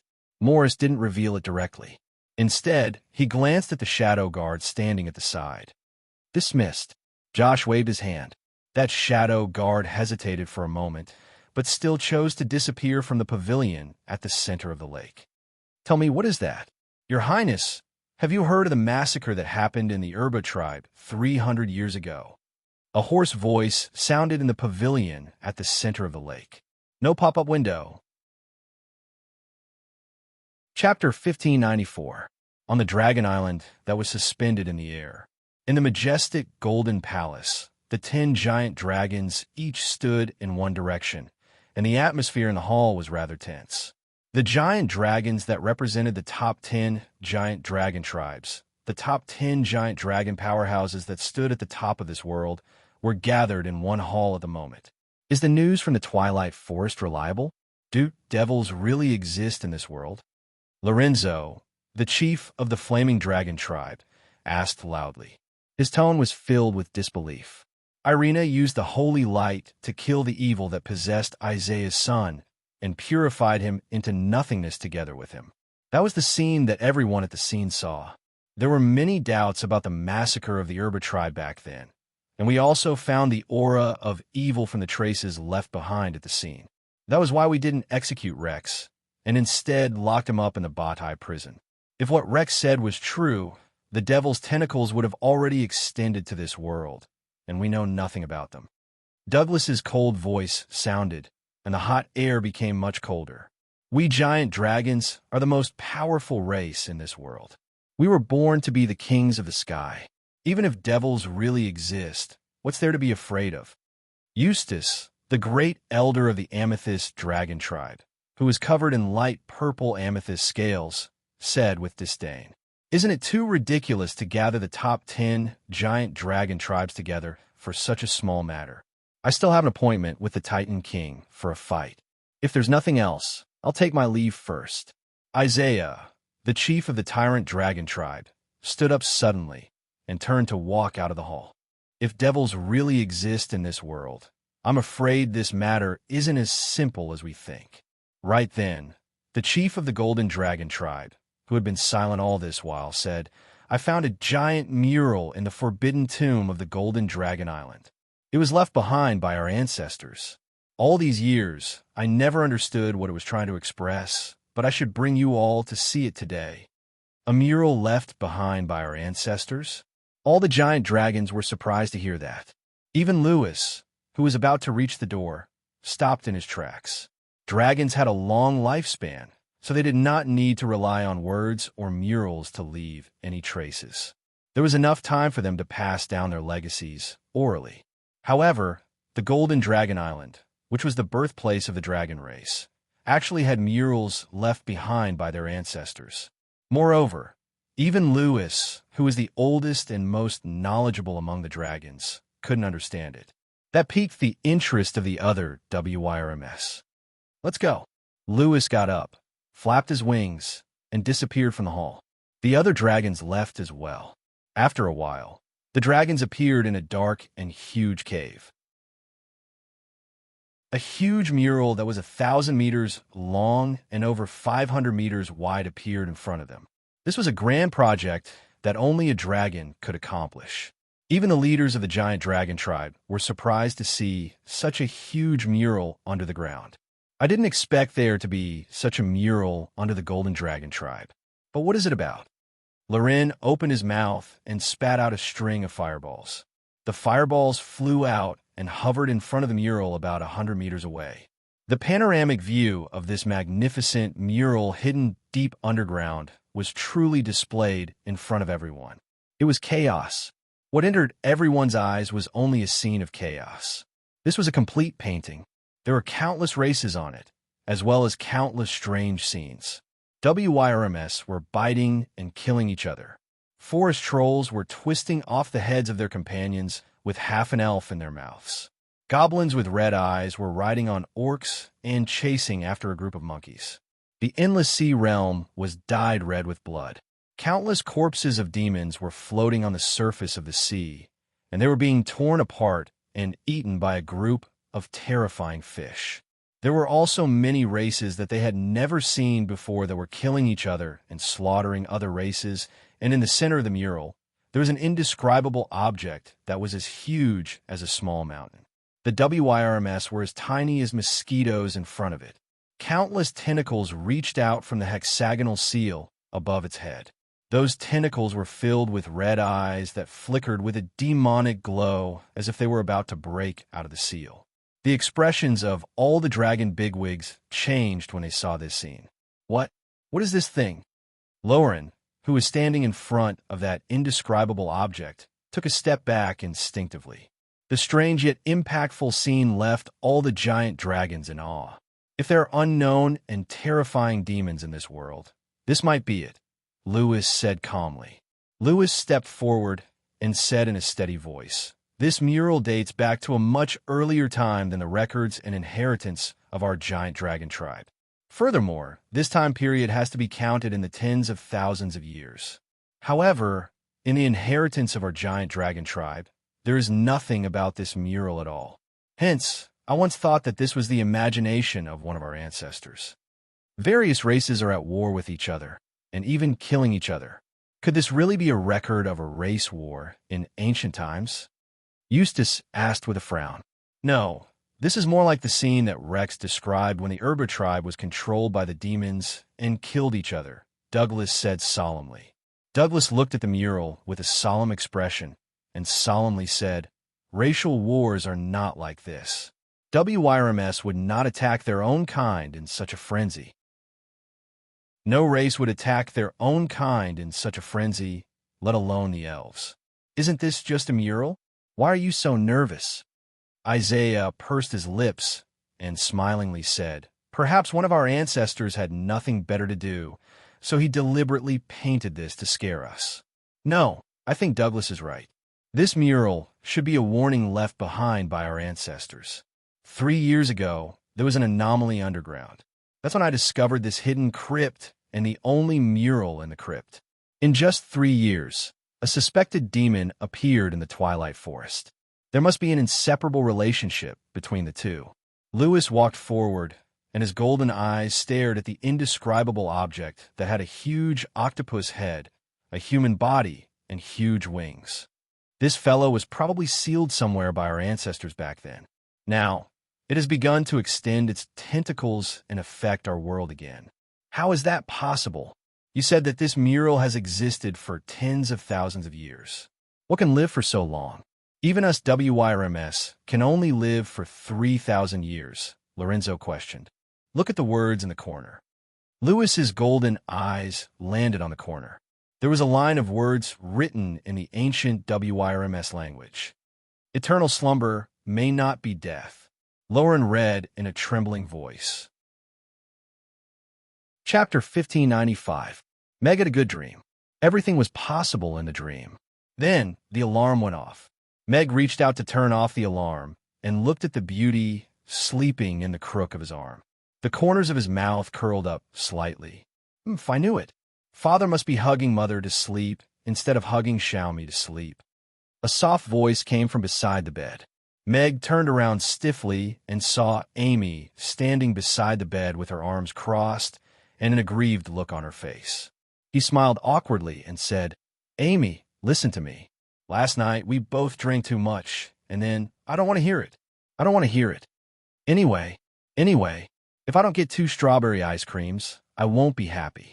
Amy turned her face away and said proudly, "Oh, in order to compensate my little princess, I can only make a delicious breakfast for her."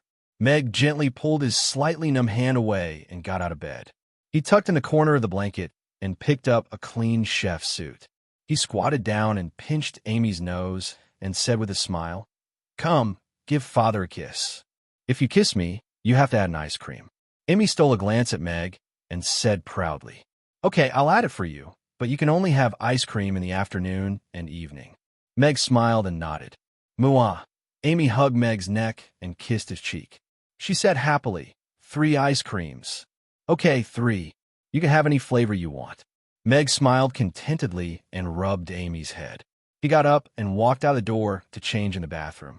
Last night, perhaps they had underestimated the strength of the rum and red wine, so they were all drunk. Then probably nothing happened.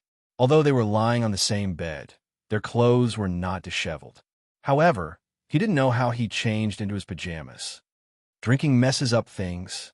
Drinking messes up things. Meg muttered regretfully as he brushed his teeth. "Mother, are you awake?" Amy asked softly as she lay on the edge of the bed and looked at Irina, who was sleeping like a beauty. Irina opened her eyes and looked at Amy with her clear blue eyes. She smiled and said, "Amy, how did you know I was awake?" "I just saw you smile," Amy said with a smile. She took off her shoes and snuggled into Irina's arms. She closed her eyes comfortably and said, "I've chased Father away, so this place belongs to me now. I want to go back to sleep." Irina wrapped her arms around Amy and smiled even more affectionately. However, she still smiled and said, "Don't you like your father more?" "Who said so? I like both of them very much." Amy shook her head and then reached out to touch Irina's belly. She said expectantly, "Will you give birth to a little sister for me to play with?" "A little sister?" Irina's body stiffened slightly, and she said with a strange expression, "Do you want a little sister, Irina?" Yes, I like little sisters very much." Amy nodded and said regretfully, "Palmer's little sister, Chris, is super cute, but she's someone else's little sister. It's not very convenient to play with her." "How can you say play with her?" "You should say play with her." Irina couldn't help but laugh. If having a little sister isn't for playing with her, then what's the point? Amy was puzzled. Irina thought for a moment. She seemed to have said something similar when she was pregnant with Amy. Why does this sound so familiar? For example, we can dress her up as a beautiful little princess, bring her to beat up bad guys, teach her how to play with fire. In any case, if we have a little sister, it'll definitely be super fun. Amy looked at Irina expectantly. Looking at the little girl's expectant expression and pure gaze, Irina found it difficult to refuse. However, that guy was really a blockhead. He really got her drunk last night. Even if she wanted to give birth to a little sister for Amy, it wasn't something she could do alone. Moreover, with so many things happening now, enemies all over the world, and the evil god watching them closely, she didn't dare to let herself fall into a weakened state again after being pregnant for 3 years. If Amy wants a little sister, then you'll have to wait a little longer. When Mother's belly gets bigger, you'll have a little sister, Irina said with a smile as she looked at Amy. Your belly is getting bigger?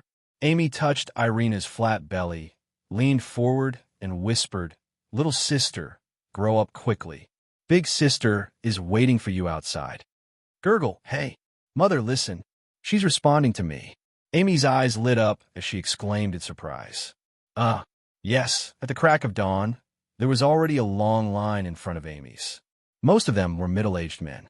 Drinking is the hobby of many men. Some people can exchange drinks in high-end restaurants, while others can gather together and drink at a table with wine from a small winery. With a bit of drunkenness, the world will become gentler and cuter, a drunk middle-aged man said confidently. That's enough. Madame said that if you don't go back today, you don't have to go back in the future, a waiter beside him said helplessly as he supported his swaying body. This woman, who is she trying to scare? Who's the head of the house? I'm a man. Master, Madame is the head of the house, the waiter reminded him. I'll go back now. That man flung the waiter's hand away and walked towards the horse-drawn carriage with light steps. After taking a few quick steps, he turned back to look at his companion and said, Hey, help me taste if it's really Master Old Sim's handiwork. Ask the boss to leave me a bottle. All right, you'd better go back quickly. Otherwise, you won't even have money for your alcohol next time.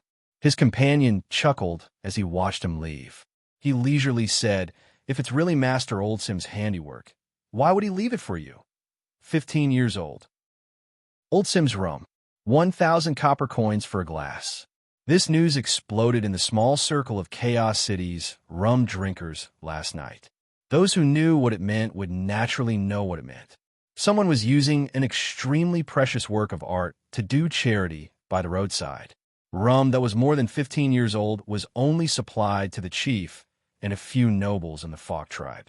It was very rare for it to flow out, and the probability of it flowing to Chaos City was even lower. But this time, someone was actually selling 15-year-old rum brewed by Master Old Sim in the restaurant. It was acknowledged by a few rather famous drinkers in the circle. That was why there were these middle-aged men lining up at the restaurant's entrance early in the morning. I heard this Mamie's has a lot of rules. They only sell breakfast in the morning. I wonder if we can get the rum this morning. We've been lining up for so long. How can he not sell it when he's running a business? Isn't he ruining his own reputation? Yes, 15-year-old rum. Maybe there won't be any left the next time we come. We have to get him to sell us a glass this morning, no matter what. Everyone was discussing fervently at the restaurant's entrance. Chapter 1596. Why are there so many people so early in the morning? And there are so many bottles and cans in their hands. Are they here to cause trouble? Hannah followed Mia and the rest to the restaurant early in the morning. She was shocked to see the long line at the entrance and those men holding all kinds of containers in their hands. Yeah, they're all unfamiliar faces. Usually, if they're not regulars, they wouldn't line up so early for breakfast. Mia was also puzzled when she saw this scene. Elizabeth frowned slightly. She glanced at the bottles and cans in their hands and coldly said, Judging from the smell of alcohol on them, this should be here for the rum. Seems like the reputation of Hannah's rum has already spread. It's true that good wine fears no dark alleys, Mia said with a smile. Hannah was a little smug when she heard that. It seemed like rum did have a huge audience in Chaos City. However, she soon worriedly said, But didn't the boss say that they don't sell alcohol in the morning? Then yeah, alcohol is not sold in the morning. Yabamiya nodded and quickly walked to the stairs at the entrance of the restaurant. She looked at the people in the line and smilingly said, Hello, I am a service staff member at Mamie's.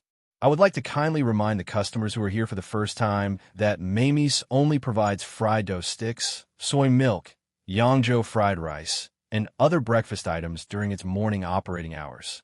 Alcohol, spicy grilled fish, roast beef kebabs, and other food items are not available. Please be aware. They don't sell alcohol in the morning. The customers who were waiting for the restaurant to open to buy alcohol were in an uproar when they heard that. Most of them were here for the first time at Mamie's. They had heard of this restaurant before and only knew that there were many rules and queues, but they didn't expect that the menu would change for 3 meals a day. An old man went up to Yabamiya and earnestly said, Miss, many of us are here for the first time and don't know the restaurant's rules. We came here for the rum this morning and have been standing in the cold wind for almost an hour. Why don't you make an exception for us and let us have a drink? That's right. We came here this morning to drink rum, But now you're telling us that it's not for sale. Aren't you playing with us? A fat and strong man who reeked of alcohol said impatiently. That's right. Sell us a cup. If it wasn't for this glass of wine, who would be willing to line up so early in the morning? A skinny monkey-like man stomped his feet, sniffing his red nose as he complained. Also, since you're all here, quickly open the door and let us in. How can you do business like this? The crowd pushed and shoved each other forward, as if they were about to rush into the shop. Rules are meant to be obeyed. A cold voice sounded out, and the ground was instantly covered in frost. The already cold weather instantly dropped by a lot, making everyone feel as if they had fallen into an ice cave. What surprised everyone even more was that their feet were firmly stuck to the ground by the frost, unable to take even half a step forward. Everyone looked at the frosty beauty walking up the stairs and looking at them coldly. They subconsciously wanted to avoid her gaze, not daring to meet her eyes. No matter who you are, or what reason you have to abide by the rules of Mamie's here. Otherwise, you will be blacklisted and will no longer be allowed to enter the restaurant. Elizabeth's gaze swept across the faces of the customers and said in a cold voice, "If there is anyone who forcefully violates the rules, you will be seen as an enemy of the restaurant." Everyone subconsciously swallowed their saliva. Although this frosty beauty was beautiful, her aura was equally strong and terrifying. She should be a powerful ice magician. Some people who were still hung over were frozen by the frost. They shivered and immediately sobered up. Everyone realized one thing. This shop was different from those restaurants that worshiped them like gods. Their usual sense of superiority would not work here. Wow, Big Sister Elizabeth is so cool. Hannah looked at Elizabeth with sparkling eyes. As a weak orc, she envied this kind of powerful big sister the most. She could suppress those troublemakers by herself. She was not afraid of anyone at all. It's so cold, and we can't drink any alcohol. How tiring is it to line up? There's still more than half an hour before the restaurant opens. Why don't we go home and hug our wives to sleep on a hot brick bed? Harrison reminded from behind as he rubbed his hands. Yes, let's go home. It's too cold. Everyone immediately found a way out after hearing that. More than half of the customers carrying bottles and jars left immediately. The long line in front of the restaurant was more than halved. Bye-bye, all of you. Harrison smiled as he walked to the front row. He had come early in the morning to eat soy milk and youtiao, but he did not expect to see such a group of drunkards in front of him. If it did not leave, who knew how long they would have to wait in line? The regulars who came for breakfast also took their places one by one. The originally tense atmosphere quickly became relaxed. Many customers even greeted Yabamiya and the rest. Elizabeth waved her hand, and the frost on the ground disappeared instantly. The air also returned to normal. Although it did not become warmer, at least the area did not become colder. Yabamiya nodded at everyone with a smile. She knocked on the door, and the door opened. Everyone went in. Miss Elizabeth's aura is really strong. Even if we come to the restaurant every day, we still don't dare to greet her. This kind of ice beauty can only be admired from afar.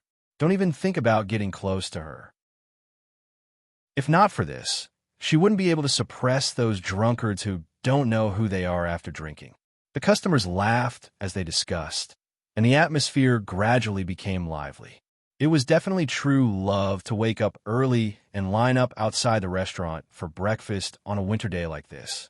Meg walked out of the kitchen with a tray and smiled as he saw Mia and the rest enter and said, "It's quite lively so early in the morning." Hannah's rum is too popular. Many customers came because they heard about it, but they didn't know the restaurant's rules, so they made a small commotion. However, they were very cooperative and left first, Mia said with a smile. "I didn't expect there to be so many people who like to drink rum in Chaos City," Hannah said with a surprised expression.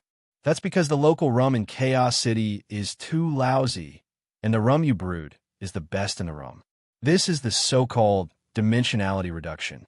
This situation will probably continue to ferment," Meg said without any surprise. Some customers who didn't know about rum before would mostly fall into the trap after tasting it. Then, They would bring more of their friends to join the trap and spread like a virus on the tables. They relied on the quality of all the other rum in the market and the excellent reputation to establish a foothold in Chaos City very quickly. "We have to hurry up with the matters regarding the brewery," Meg said to Hannah with a smile. Chapter 1597. After the morning service, Meg took Hannah upstairs and began the formal drawing lesson. As a pseudo-designer who had graduated from a proper mechanical design major, Mag's foundation in design was very solid. With his good memory, he could still remember how his teacher had taught him the basics of drawing designs. So many books. When Hannah entered the study, she was attracted by the 3 walls that were almost filled with all kinds of books. At a rough glance, there were at least 5,000 books of all kinds. She had never seen so many books in her life. Mag pointed at the bookshelf near the door with a smile and said, "Apart from this bookshelf, you can take whatever books you want to read on the other bookshelves." Reading more books was a good thing. Hannah glanced at the bookshelf that Mag was pointing at. There were many books with black and red covers on the bookshelf, and they seemed to be emitting some kind of dark aura. She nodded without thinking too much about it. "Come over here. Today, I'm going to teach you how to draw a design in a standard manner so that your design can be gradually presented on the drawing so that more professional craftsmen can create products that meet your requirements." Mag walked over to the desk by the window. "Aren't we going to do it ourselves?" Hannah followed and asked with some doubts. She felt that others might not understand what she was going to do. "Our goal is to make standardized brewing equipment. Except for the mixing, which is done by you, the other processes can be done by machines and standardized workers. Only in this way can it be considered a large-scale, mechanized brewery." Meg took a piece of white paper from the shelf and put it on the desk. He looked at Hannah and said, "So, we have to ensure the precision of the machine. This is a job that can only be done by professional blacksmiths." "Oh." Hannah nodded thoughtfully and looked at Meg with some worry. "Will it be difficult? In the past, I used to draw whatever I wanted. As long as I could understand it, it would be fine. It doesn't matter. I am a professional."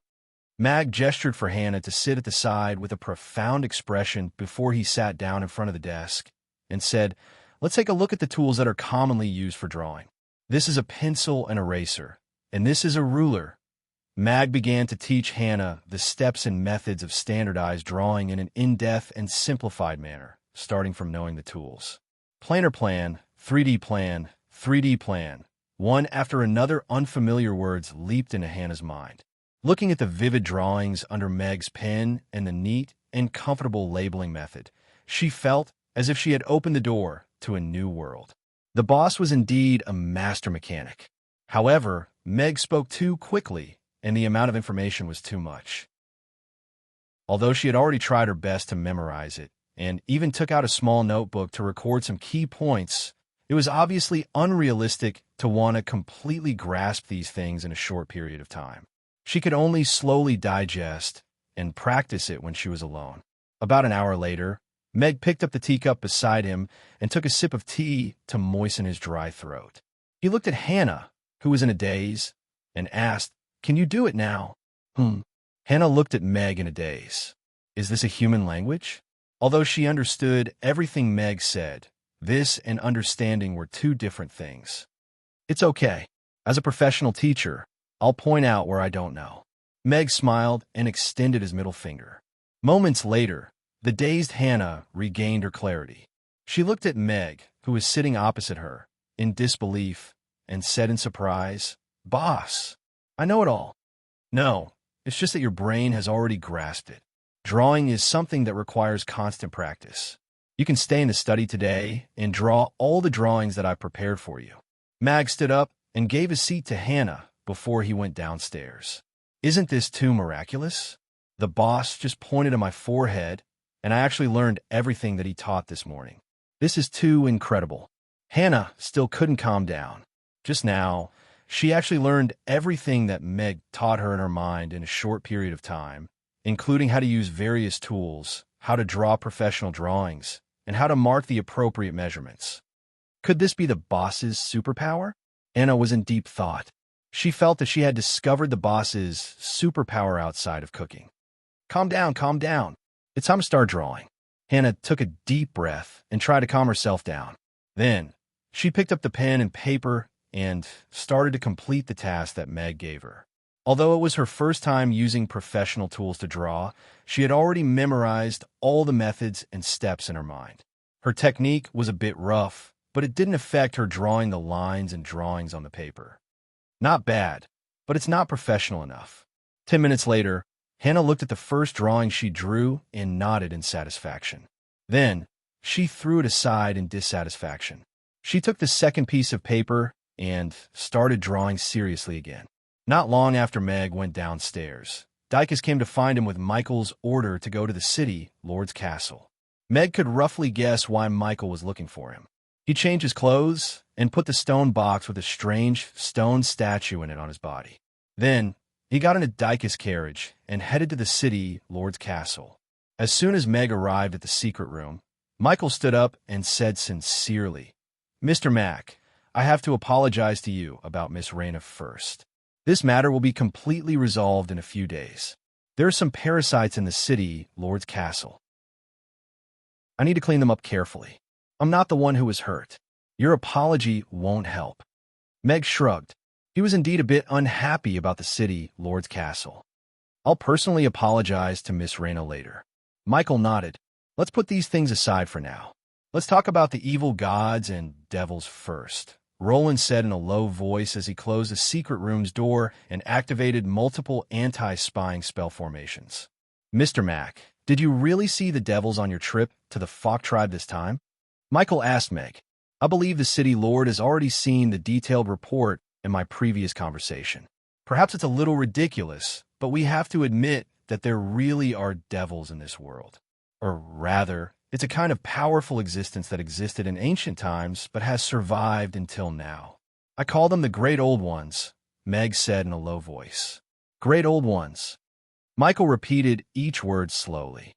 His brows were tightly knitted together as he perplexedly asked, "If there really are Great Old Ones, why haven't there been any records of them in the history of the Norland continent?" Meg thought for a while and said, "I've been thinking about this problem recently. There are two possibilities. One, the Norland continent was once completely destroyed and the current world slowly developed after that, so there are no relevant records. Two, the Norland continent's history has been altered by someone, and all the information related to the Great Old Ones has been erased." Chapter 1598. The secret chamber suddenly became quiet. Michael and Roland were deep in thought. Meg didn't say anything, either. He might know a little more than the two of them, but he still couldn't be sure if his judgment was correct. If it's the former, then the previous world was completely destroyed under the scourge of the Great Old Ones. There's a very long gap in the world civilization, and then it took a long time to develop to what it is now. Michael frowned and said, "But can those fellows really live for so long? If their strength is already strong enough to destroy the world, I don't think it's hard to understand how they can live through this long period of time in some way." Meg calmly said, "Moreover, the various races are like leeks to them. They cut them up again and again." That's true." Michael opened his mouth, but he was actually speechless. If there's a complete gap in the inheritance, then who did this? If it's the ancestors of the various races, knowing that there are terrifying demons, shouldn't they warn their descendants? Roland raised his own doubts.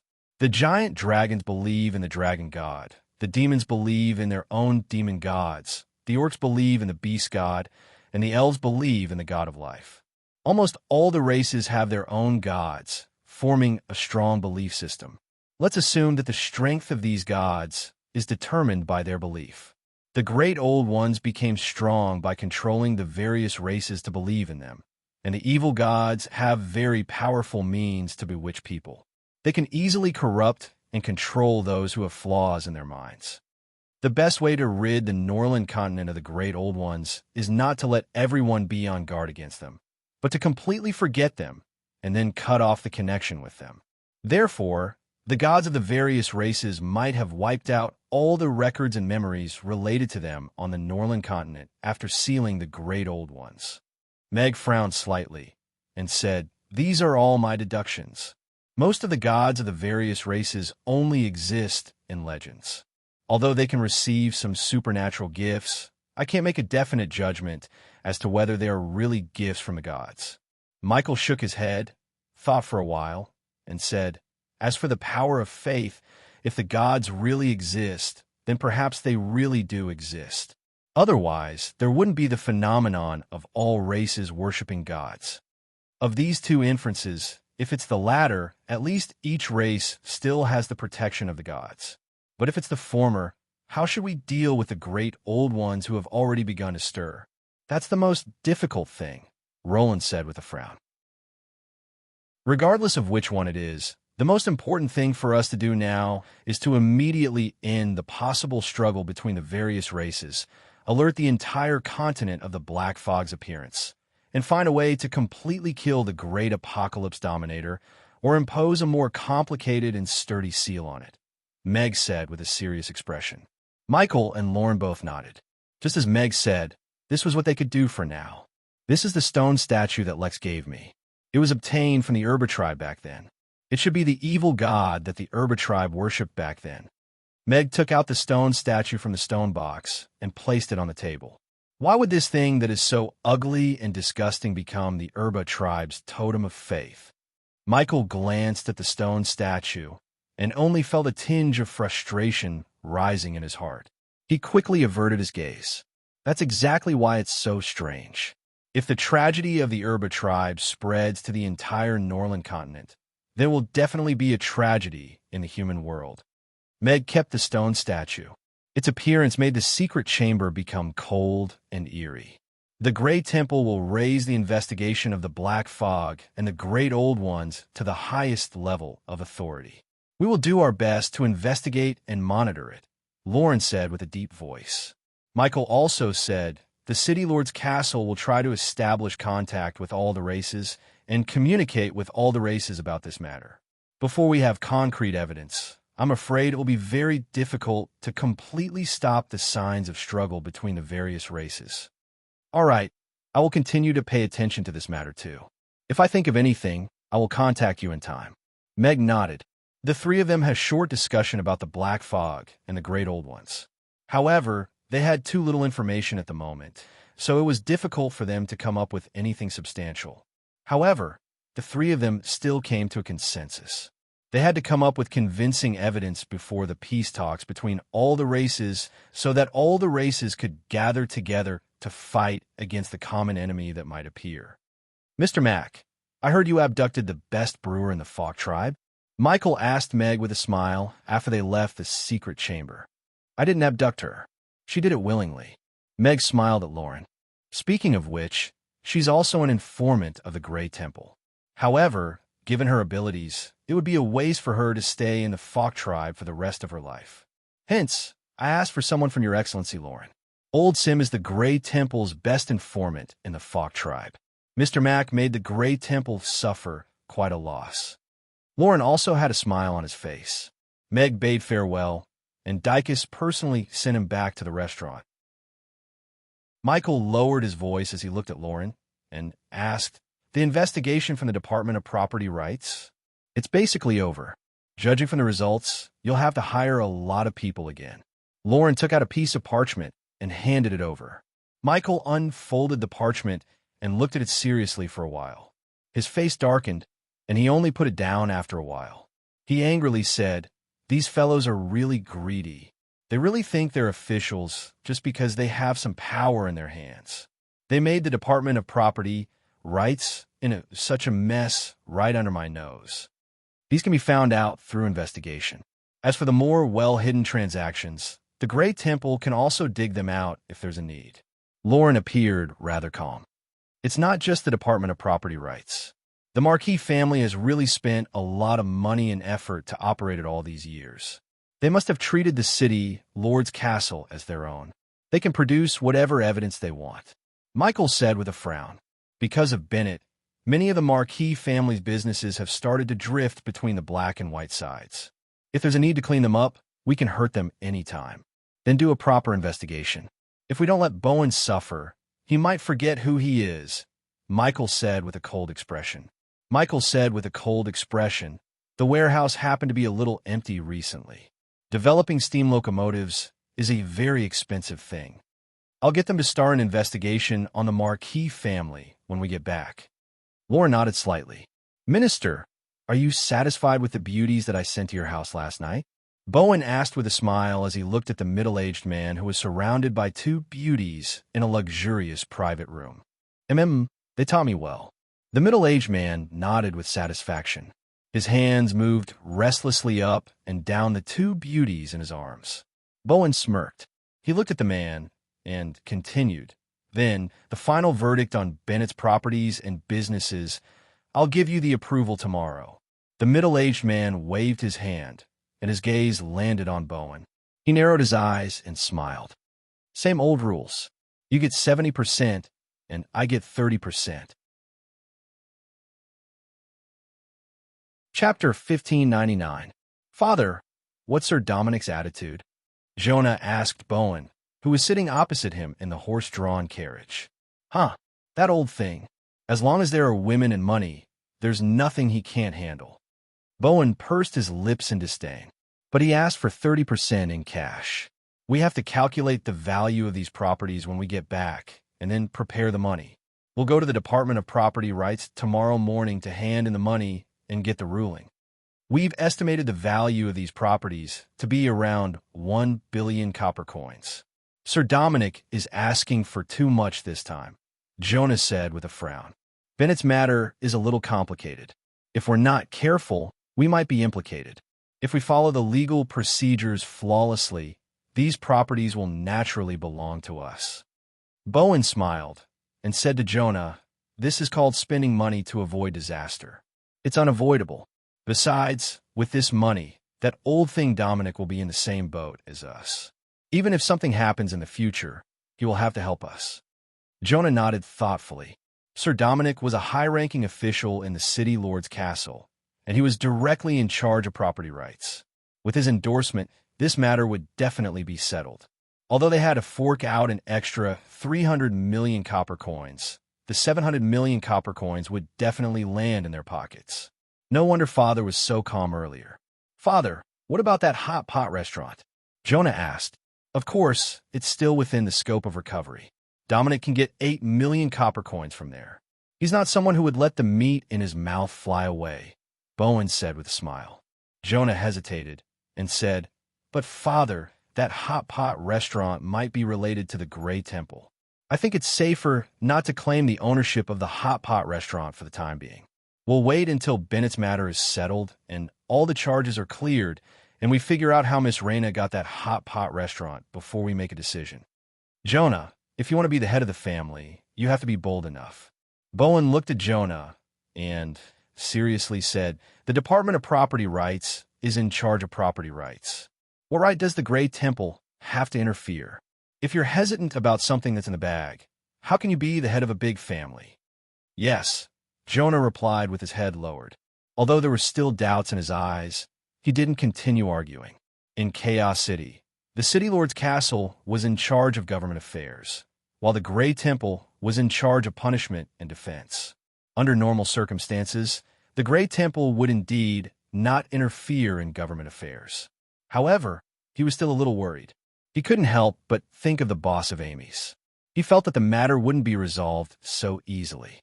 Rodu, the flying steed landing pad outside the royal palace. Sean stood in front of a majestic, giant golden eagle and looked at the dozens of people who came with him. He loudly said, "This time, I'm visiting Chaos City on behalf of the Empire. I hope we can complete the mission that His Majesty has given us." Half of these people were from the military, and there were even 2 10th-tier generals among them. The other half were civil officials who were responsible for the negotiations, and there were also 8 magic casters from the Magus Tower, led by Brent and Elliot. Sean was also a little perplexed as to why his father would arrange for 2 great magic casters to accompany him on this trip. After all, Josh had been in the Magus Tower for many years, yet he was now bringing 2 great magic casters to Chaos City. However, this was not a bad thing for him. The one who should be having a headache was Joshua. Everyone smiled and complimented Sean before boarding the giant golden eagles and flying to Chaos City. It was a tradition for different races and regions to visit each other. Other than a few races that couldn't get along with each other completely, all the other races would still visit each other to maintain their basic friendship. However, there had never been such a big entourage like this in the past. The first prince was leading the team personally, and there were 2 10th-tier knights and 2 10th-tier magic casters. It was really rare. Everyone could vaguely guess. After all, Alex had been appearing in Chaos City recently, and his relationship with the Empire was a little unpredictable. In order to protect the first prince, it was reasonable for them to be on the safe side. Today, the Roth Empire's diplomatic team will officially visit our Chaos City. The first prince of the Roth Empire will be leading the team, and there will also be 2 10th-tier knights and 2 great magic casters accompanying them. This is the highest level of diplomatic team in the past 10 years. We have to do a good job of receiving them and show Chaos City style. Chaos City's Foreign Affairs Department had already started the preparations for the reception. They still had to coordinate the city lord's itinerary so that the Roth Empire's diplomatic team could meet the city lord at the right time. Andre's diplomatic team this time is a little unusual. Seems like he's still a little worried that Alex will do something to Sean, Michael said with a smile as he looked at the reports sent by Dicus. Princess Vanessa and Duke Abraham are also in Chaos City. Apart from a routine visit, the Roth Empire's diplomatic team also has another purpose, which is to bring Princess Vanessa back. This princess is deeply doted on by King Andre.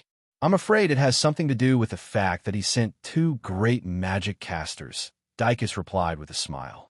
Speaking of which, my Princess Vanessa is quite fond of eating at Amy's. I wonder if Sean can bring her back. A strange smile appeared on Michael's face. Maybe he will be addicted to it too. Dicus didn't comment. When Meg returned to the restaurant, he went to Raina's hot pot restaurant to take a look.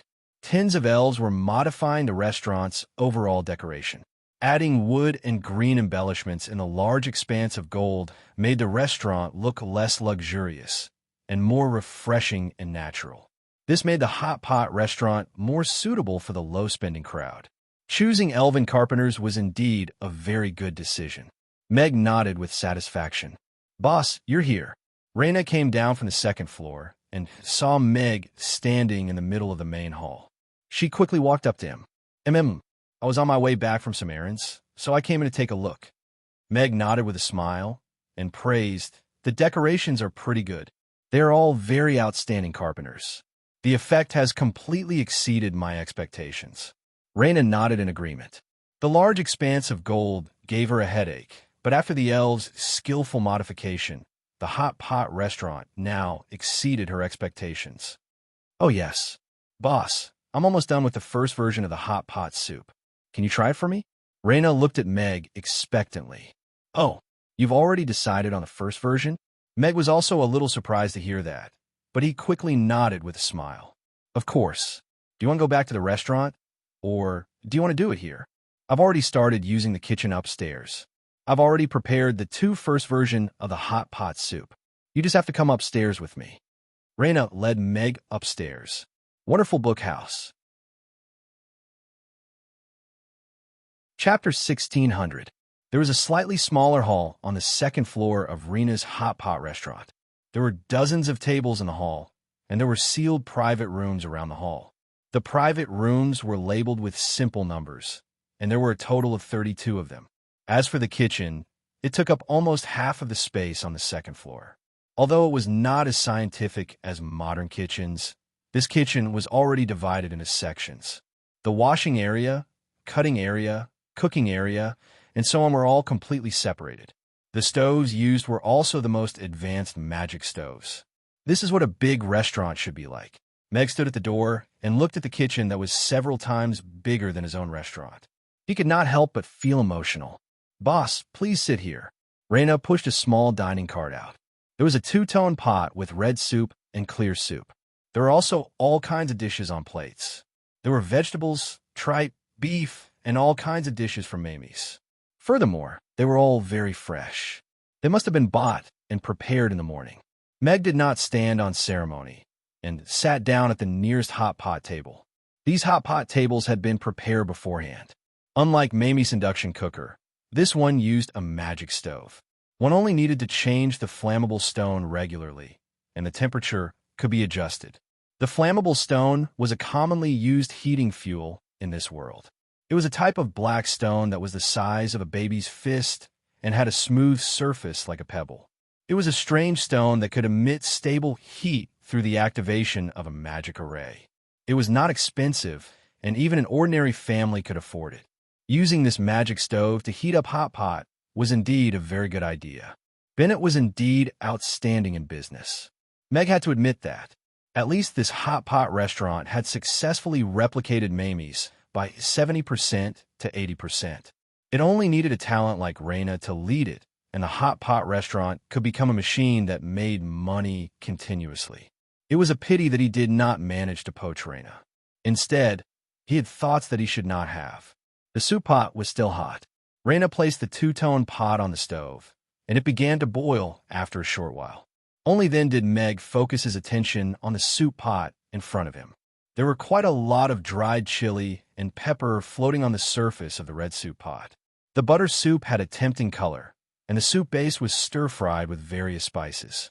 The aroma of the soup base was a little pungent, but also rushed over mercilessly, making it hard to resist. Meg sniffed carefully, closed his eyes, and thought seriously for a while.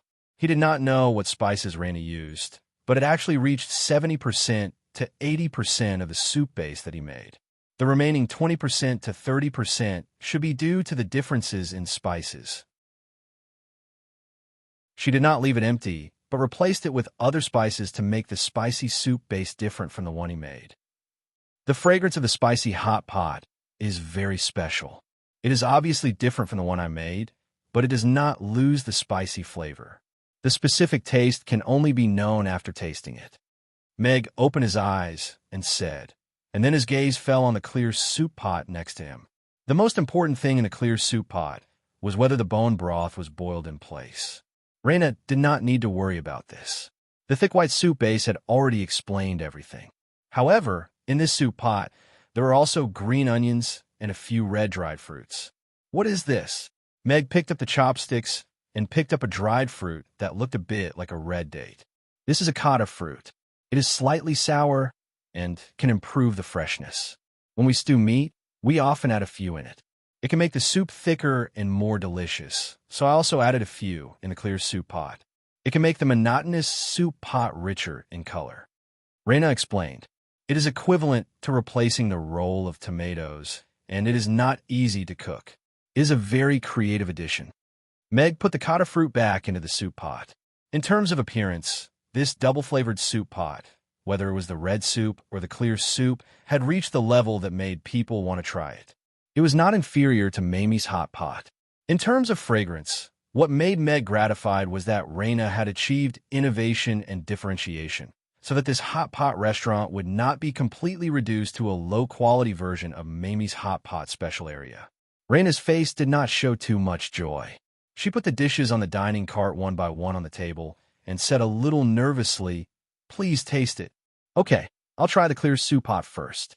Meg picked up a piece of fat beef with the chopsticks and rinsed it in the clear soup pot. The thin, fresh beef had marble-like fat and quickly curled up in the boiling soup pot. Meg did not have time to let it grow old and lifted it out of the soup pot. In order to better taste the taste of the soup pot, Meg directly put the fat beef into his mouth without dipping it. The fat beef was tender and juicy. It was soft and smooth in the mouth. After it was boiled in the rich bone soup with a slight sour taste, it was even more delicious. Without any dipping sauce, the taste buds had been completely activated by the delicious and rich beef. After swallowing it, the taste of the meat in the mouth and teeth was endless. This should be the fat beef cut from the top of the head of the best yellow ox. A yellow ox weighing 1,000 pounds could only be cut out of a dozen pounds of the top of the head of the cow. It could be said that it was extremely precious. Raina's attitude towards the ingredients made Meg quite gratified.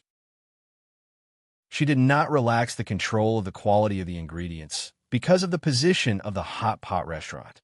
Moreover, the cotta fruit brought him a big surprise. The sour taste was not as sharp as the acetic acid, but a very mild sour taste.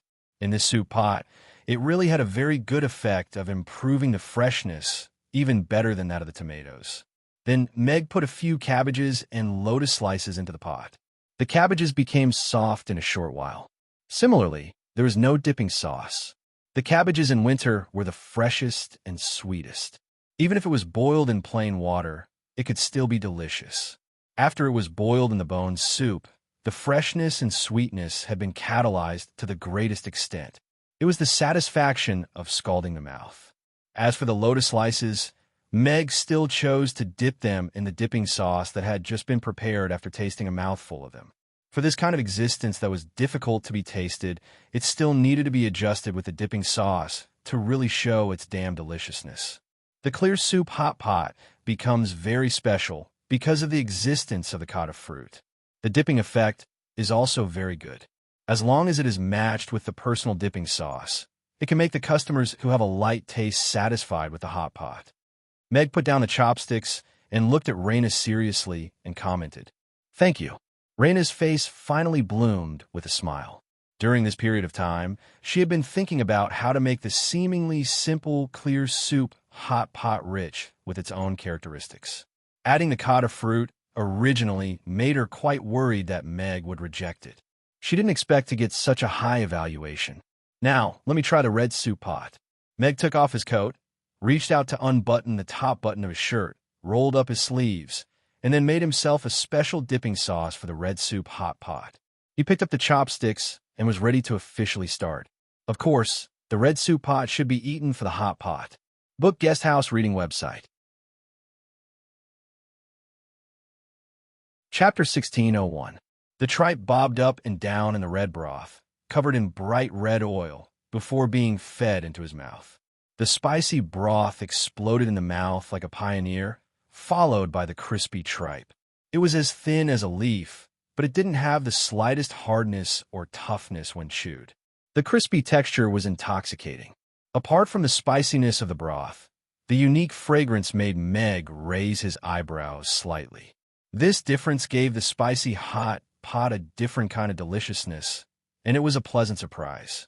The different spices blended the flavors perfectly. They did not compete for the main flavor of the spicy hot pot, but they gave it a richer layer of flavor. He picked up a long duck intestine and dipped it into the hot pot. After a few dips, the duck intestine started to curl up. He rolled it in the dipping dish before putting it into his mouth. The perfect heat allowed the crispness of the duck intestines to be released perfectly. The fragrant and spicy red soup removed the fishy smell of the duck intestines and gave the duck intestines a wonderful taste. The sound of slurping and slurping almost made one want to chew their tongue. Half a spoonful of pig's brain had been cooked in the pot for a while. He bit it with a spoon and blew on it before stuffing it. The appropriate spiciness made his taste buds tense up, and then the pig's brain melted in his mouth. The tender texture was similar to tofu pudding, but the pig's brain was softer. The fragrant taste bloomed on the tip of his tongue, and together with the spiciness, it brought about a unique taste. The enoki mushrooms were added into the pot, and the lotus root slices were tossed up and down in the pot. Meg used the serving chopsticks to pick up the beef. He looked up at Raina, who was still standing nervously at the side, and said with a smile, "Don't just watch. Come, sit down and eat with us." "Oh." Raina was stunned for a moment, but she still sat down opposite Meg and joined the group of people eating the hot pot. The hot and spicy hot pot dispelled the chill of winter. As the red broth boiled, it was a testament to the deliciousness. Meg wiped the sweat on his forehead and the red oil at the corner of his mouth with a tissue. He looked at Raina and said, "After the renovations are completed, we'll open for business right away after we find employees. If the soup base and ingredients can be maintained at this level, and the price is slightly lower than Mamie's, the hot pot restaurant's business won't be bad." Red soup also passed. Raina looked at Meg in surprise, but she still tried to control her emotions. "Yes, your improvement is very successful. Even some flaws can't cover up its brilliance. This is a brand new spicy hot pot base. It has a unique taste, but it's still a delicious hot pot base." Meg nodded seriously and said, Reina's talent in identifying and recognizing spices once again shocked him. Finding such a suitable substitute in such a short time and determining the ratio to mix the finished hot pot base ingredient, he admitted that even he couldn't do it now. "Thank you." The smile on Reina's face finally bloomed completely. Her efforts over the past few days and nights were not in vain. Getting Meg's approval was more important than anyone else's. After all, he was the one who created the hot pot, and no one had more right to speak than him. In terms of recruitment, you can consider the elves. There should be many of Phyllis's clansmen who are unemployed now. Many of them are gifted. If they can be placed in suitable positions, it can greatly reduce the number of employees in the hot pot restaurant and, at the same time, increase the overall work efficiency, Meg suggested.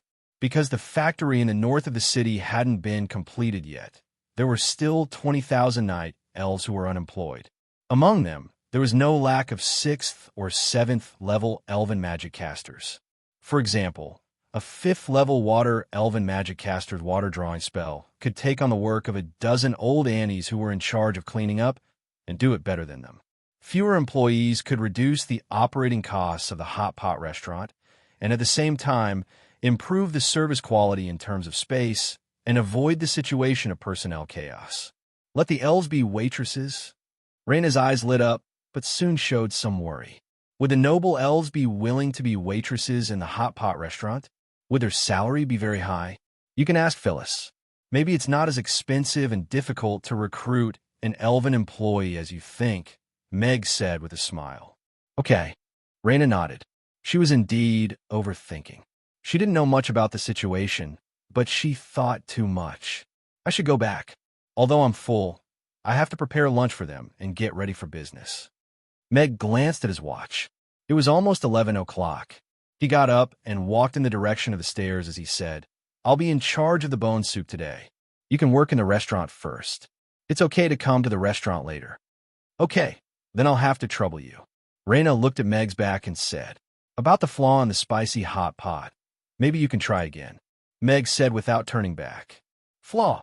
Reina's gaze fell on the red soup pot in front of her, which was almost half gone. She picked up the spoon and scooped up a spoonful of red soup to her nose. She closed her eyes and sniffed seriously. Her delicate eyebrows knitted together. Is there something extra, or was something missing? Why isn't Reina here today? Meg was in the kitchen making lunch for his people. Mia and the others arrived one after another. They looked around and wondered. She already had lunch. I just tried the new hot pot she developed in her restaurant. Because the taste was outstanding, both of them were full, Meg said with a smile. Reina is so outstanding. She completed the transformation of the hot pot base so quickly. Does that mean that the hot pot restaurant will be open soon? Mia asked in surprise. The others also looked at Meg with curiosity. The new hot pot restaurant was very big. It was many times bigger than Mamie's. They were looking forward to it. Yes, as long as the renovation is completed and the staff recruitment is successful, we can open for business immediately. Meg nodded. The most time-consuming and labor-consuming renovation was nearing its end. I'm looking forward to it. I hope Reina's hot pot restaurant can show those cheap hot pot restaurants, but with poor quality control and taste, what a real cheap hot pot restaurant is. Mia said with an expectant look. It's still easy to beat them, Meg said in his heart. He was actually looking forward to the new hot pot restaurant, a restaurant with a capacity of 1,000 people. Even if the average consumption was 100 copper coins, the daily turnover should be able to easily exceed 200,000. This was a hen that laid golden eggs. Let's clear the table and get ready for lunch, Meg said to everyone as he turned off the fire and scooped the red braised pork from the casserole onto plates. After lunch, Irina asked Meg to go upstairs. Once she closed the door, she went straight to the point. Sean is coming to Chaos City. He's arriving today. Do you want to kill him?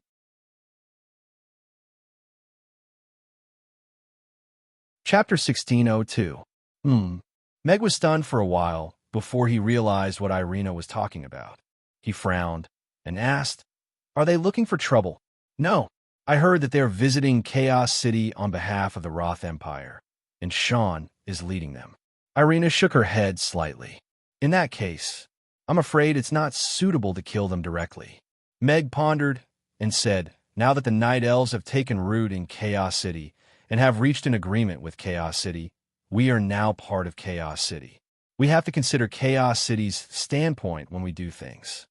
Are you no longer that carefree loner? Irina frowned.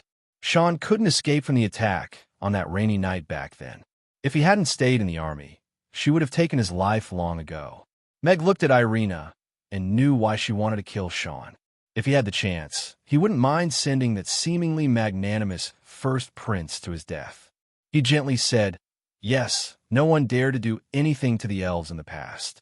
But now, the Night Elves are drifting duckweed with no one to rely on. The Wind Forest can't wait for us to capsize.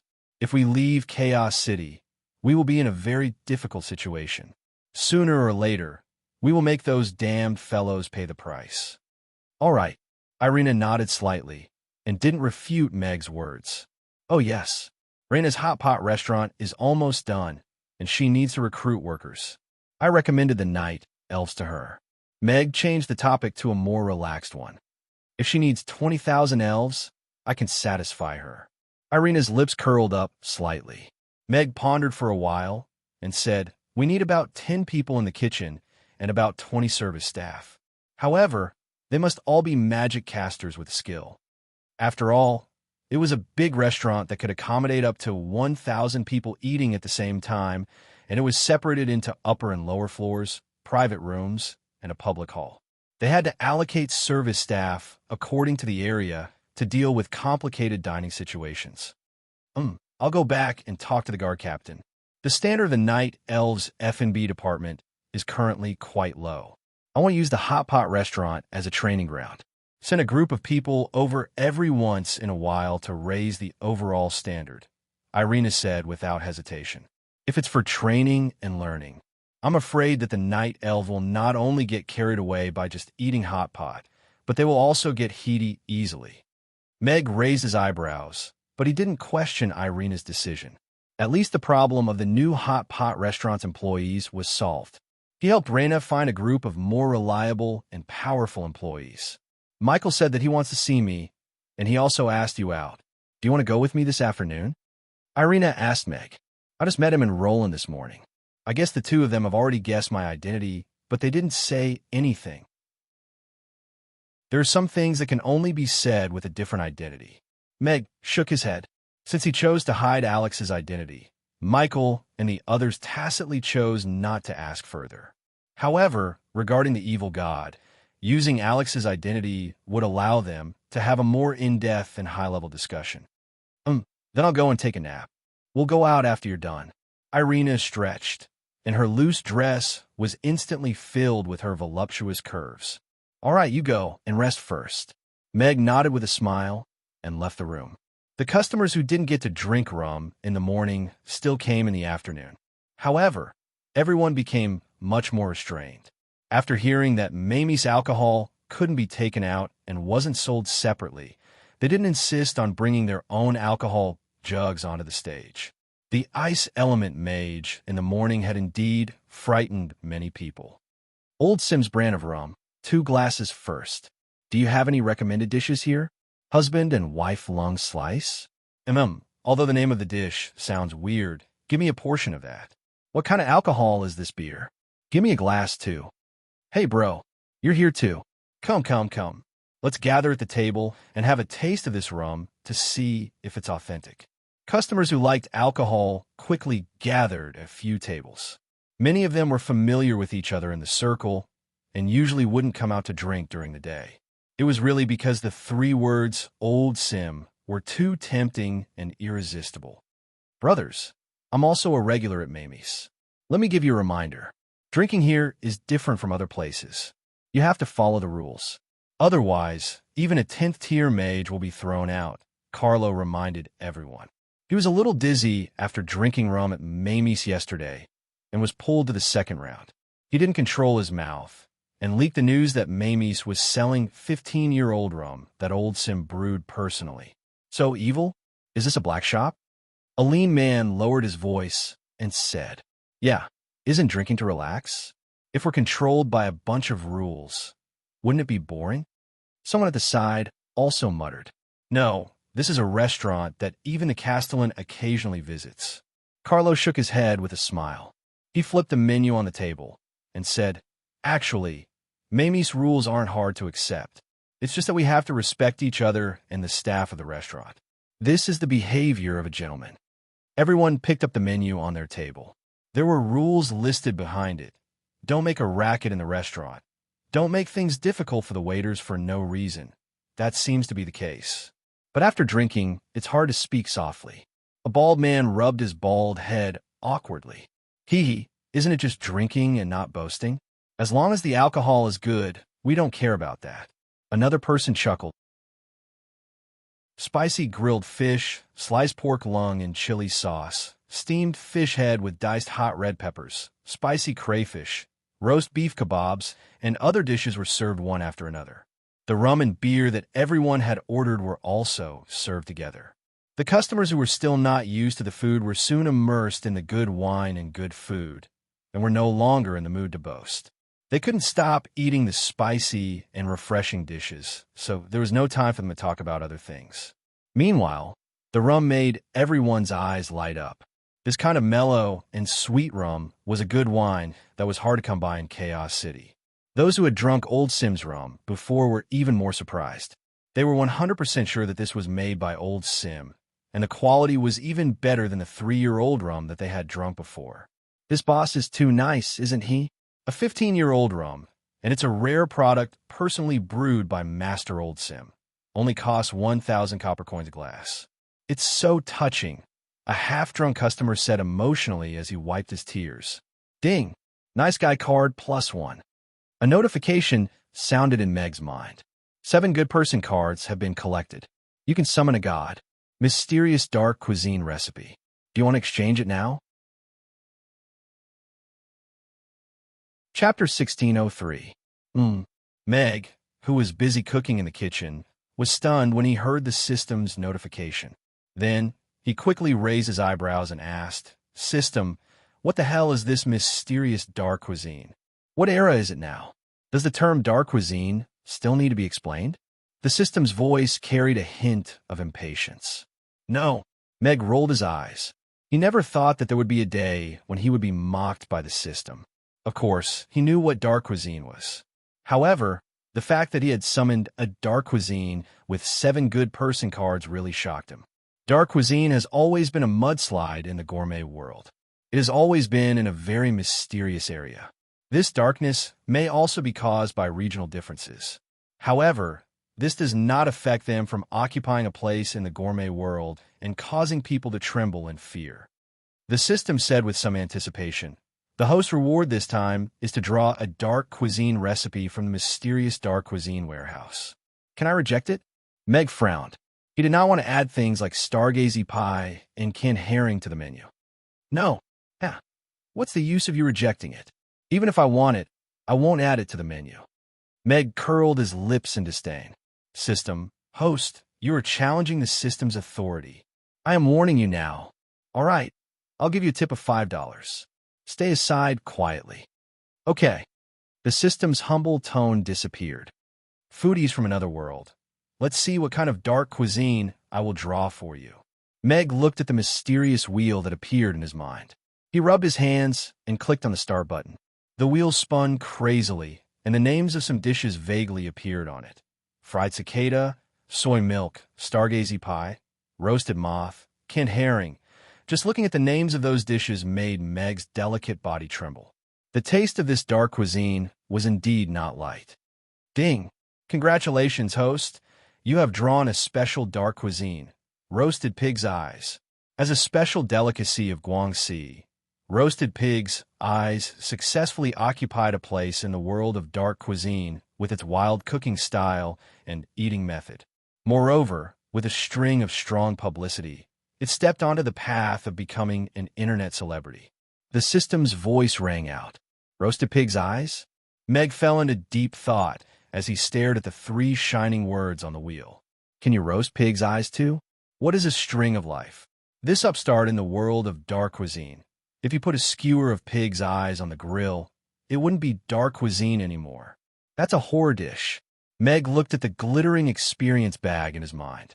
For the first time, he felt a sense of resistance towards the recipe experience bag. He felt that he would be baptized by the bloody and cruel contents if he opened it. All right, I'll just pretend that I didn't draw this prize. Meg was about to leave the live stream. Fellow Daoist, please wait. The system's voice sounded. Before Meg could come back to his senses, the glittering experience bag that was floating in front of him suddenly rushed forward and collided with his head, instantly exploding into a sky full of golden stars. A huge amount of information suddenly rushed into his mind. Cleaning and marinating the bloody pig's eyes, skewering the pig's eyes one by one, making sizzling sounds on the grill, exploding pig's eyes between his teeth. Each scene gave Meg a huge impact.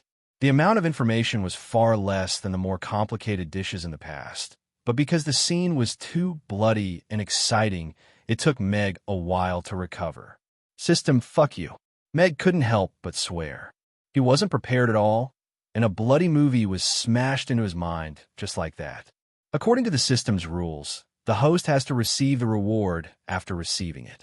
This is not under the control of the system. The system said innocently. Then I still want to fuck you. Meg rolled his eyes. In his previous life, as a novelty-seeking gourmet, he had tried stargazy pie, fried cicada monkey, and so on. To him, the degree of darkness was ordinary. If he came across a good fried cicada monkey, he would sit at a roadside stall and have a drink or two. However, the degree of darkness of this roasted pig's eyes was several levels higher than that of the fried cicada monkey. Whether it was the chef who had to have a strong heart to handle the large basin of pig's eyes, or whether the chef could bear the feeling of putting the scalding pig's eyes into his mouth and then biting the eyeballs until they burst, it was also a test of the diner. After watching it, Meg felt that the great apocalypse dominator didn't seem to be that big of a deal. If pigs can grow so many eyes, wouldn't they be the perfect provider of pig's eyes? Meg thought of the stone statue in the stone box. The octopus tentacles were full of eyes. The system hasn't found a wild, great apocalypse dominator. Consider extracting the multi-eye gene to genetically modify the wild boar that provides the eyeballs to increase the efficiency of the whole pig, the system said in agreement. Forget it. Meg pursed his lips. He didn't want to bother with the system. He had already received the experience bag. After this baptism, his fear of eyeballs had basically disappeared, and his trypophobia was cured. Ding! The host has drawn the special dark cuisine, roasted pig's eyes, and triggered a hidden mission. Please make the roasted pig's eyes famous in Chaos City's culinary world within a week. The target is to sell 3,000 skewers of roasted pig's eyes. Mission reward. Receive a super fusion recipe. Mission failure punishment. Eat 10 pigs' eyes sashimi. Just as Meg was about to leave the mental space, the system's voice sounded again. Huh? Meg's expression froze. No. What the hell is pig's eye sashimi? Can pig's eyes be made into sashimi too?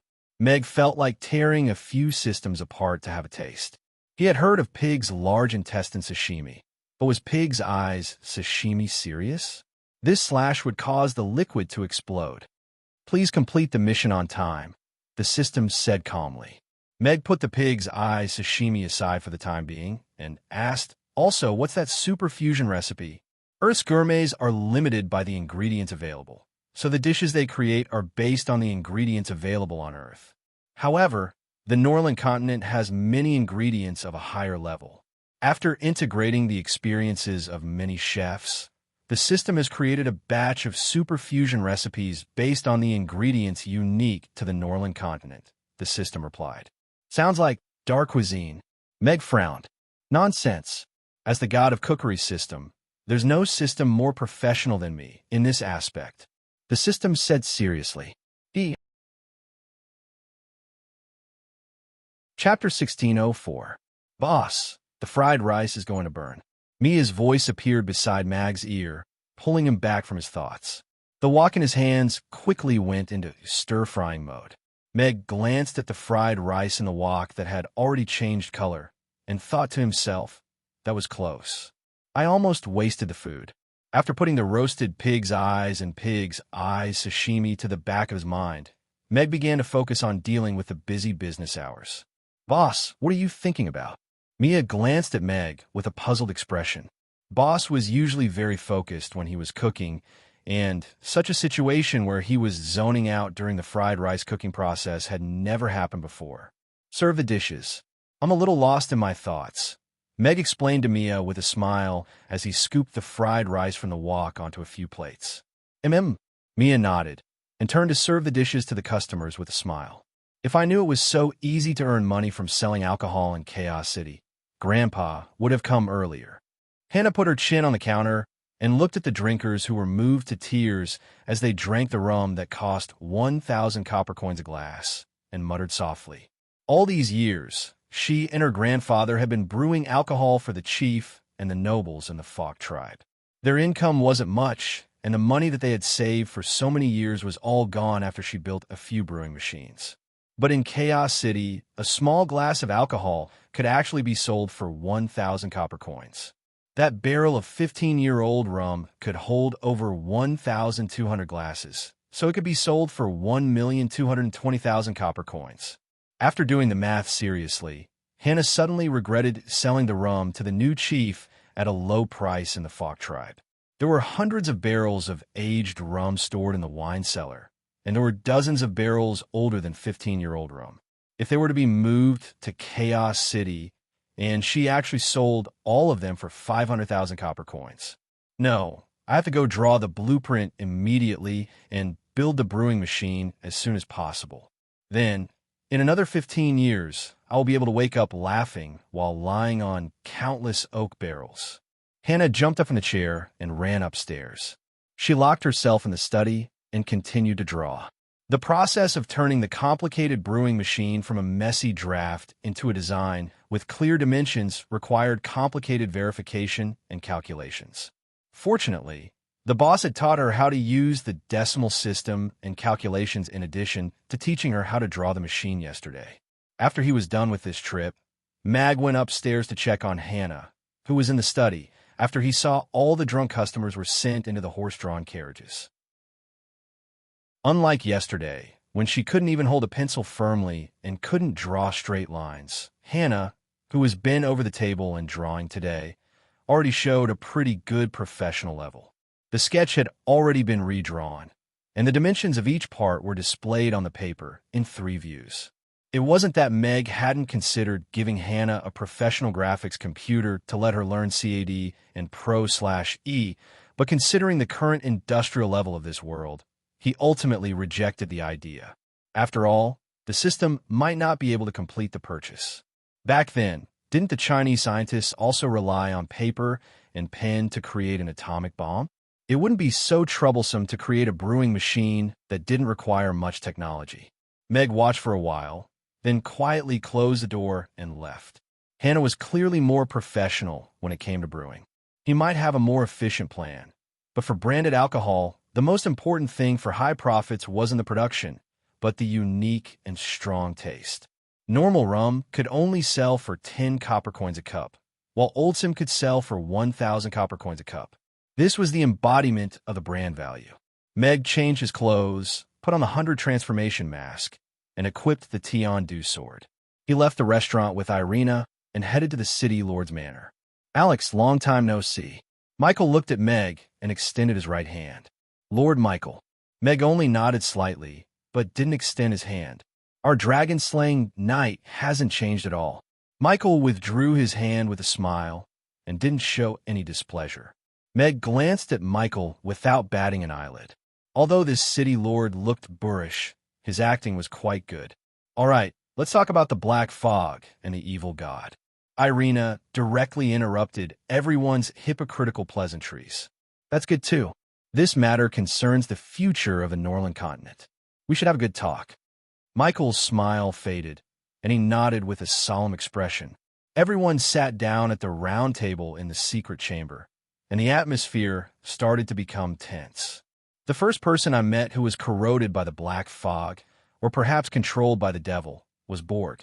After being controlled by the devil, his power had an obvious increase. Perhaps this was the reason why he sold his soul to the devil. During that period of time, there was an evil aura that tried to corrode the Tree of Life and posed a great threat to the Tree of Life. However, it was stopped under the influence of a certain force. During the battle at the Goblin's border, I used the holy light to break Borg's black fog and then killed him. This proved that the holy light had an obvious suppressive effect on the black fog, Irina said. So Borg was controlled by the devil, and he actually tried to corrode the Tree of Life. Michael and Roland were both shocked.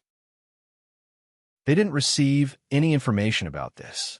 If the devil used a powerful force as bait, I'm afraid not many people could resist this temptation, Roland said with a grave expression. Meg continued, in the Boundless Sea realm, we found an island shrouded in black fog. Alfred was receiving the devil's power on that island. We found a strange stone statue there. When I looked into its eyes, my spirit was pulled into a strange space. It was an extremely huge stone palace.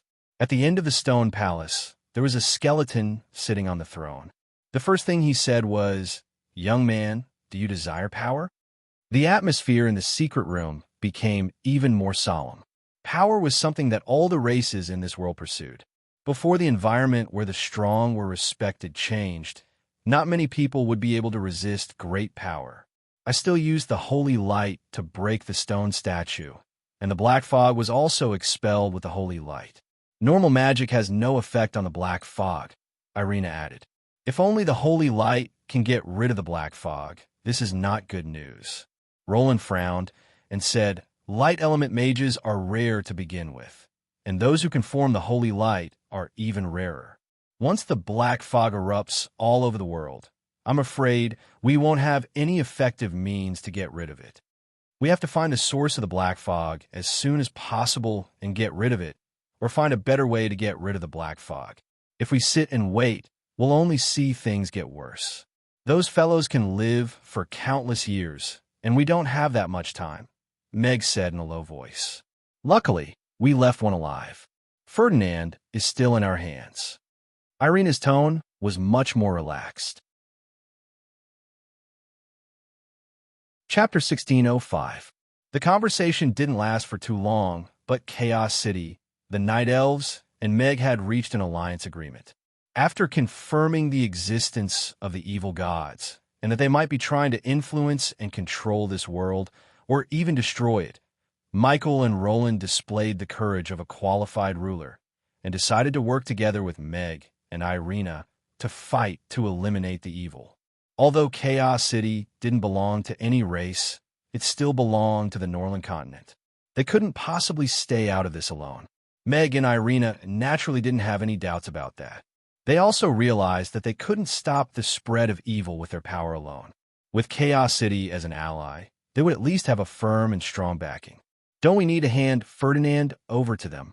Irina asked Meg after they came out of the city Lord's castle.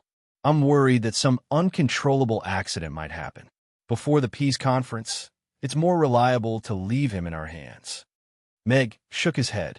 Although Ferdinand was in a coma, the black fog around him hadn't dissipated completely.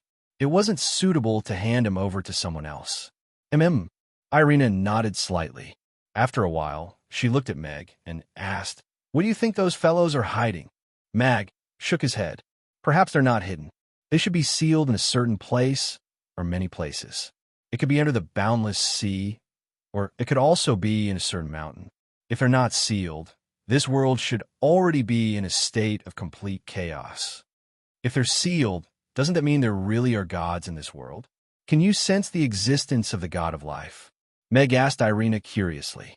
Irina pondered for a while and nodded. I think she should exist, but her connection with the Tree of Life isn't very close.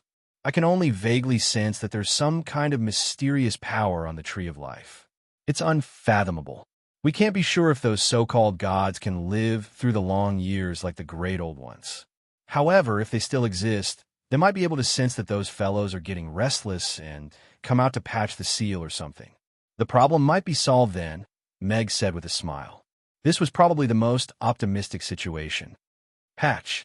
It's to patch up the loopholes in the seal. Oh, Do you think it's Alex who's wearing a mask, or Mr. Mac? Michael asked Roland with a smile. Roland thought for a while and said, he's Alex and Mr. Mac. I also think that he doesn't reject the identity of a restaurant owner. He even enjoys it, Michael said with a smile. It's precisely because of this that he can avoid all the suspicious looks. If he didn't come into contact with us, we wouldn't even have realized that he actually transformed into a restaurant owner. Yes. Who would have thought that the dragon-slaying knight Alex, who could chop off a giant dragon's head with a sword, could actually make such delicious dishes? Even if they had a little doubt in their hearts, they would throw it away completely after tasting the food he made. Michael nodded in agreement. Will they attack Sean? Roland asked worriedly. With Alex and Irina together, even if Sean was accompanied by 2 great magic casters and 2 10th-tier knights, they might not be able to guarantee his safety. Don't worry. They won't, Michael said without worry. What? Big Brother Sean is coming to Chaos City? Vanessa looked at Abraham in surprise. She had been in Chaos City for more than a month. Although she enjoyed her hot pot and skewers every day, she still missed her family. It would be great if she could see Big Brother Sean in Chaos City. Yes, Sean is in charge of leading the team to visit Chaos City this time. Abraham nodded. He looked at Vanessa with a complicated expression and said, after the visit, he'll bring you back. Bring me back? Vanessa's smile froze instantly. She was stunned for a while before her expression collapsed. She looked at Abraham and asked, who said I'm going back? Abraham tried to speak as gently as he could. Look, you've been away for more than a month. His Majesty and the Queen miss you very much, so they specially sent Sean to bring you back so that they won't worry about you. No, although I do miss them, when am I going to eat hot pot, skewers, soy milk, and youtiao when I go back? Besides, my teeth haven't recovered yet. I want to stay by Mr. Mac's side and let him continue to treat my teeth. I'm not going anywhere. I want to eat hot pot. Vanessa shook her head like a rattledrum. Tears were already welling up in her eyes as she looked at Abraham pitifully. Io, my little ancestor, this is not something that I can decide. Your royal father asked me to send you back last month, and I even delayed it for a month. Now that Sean is on his way, what can I do?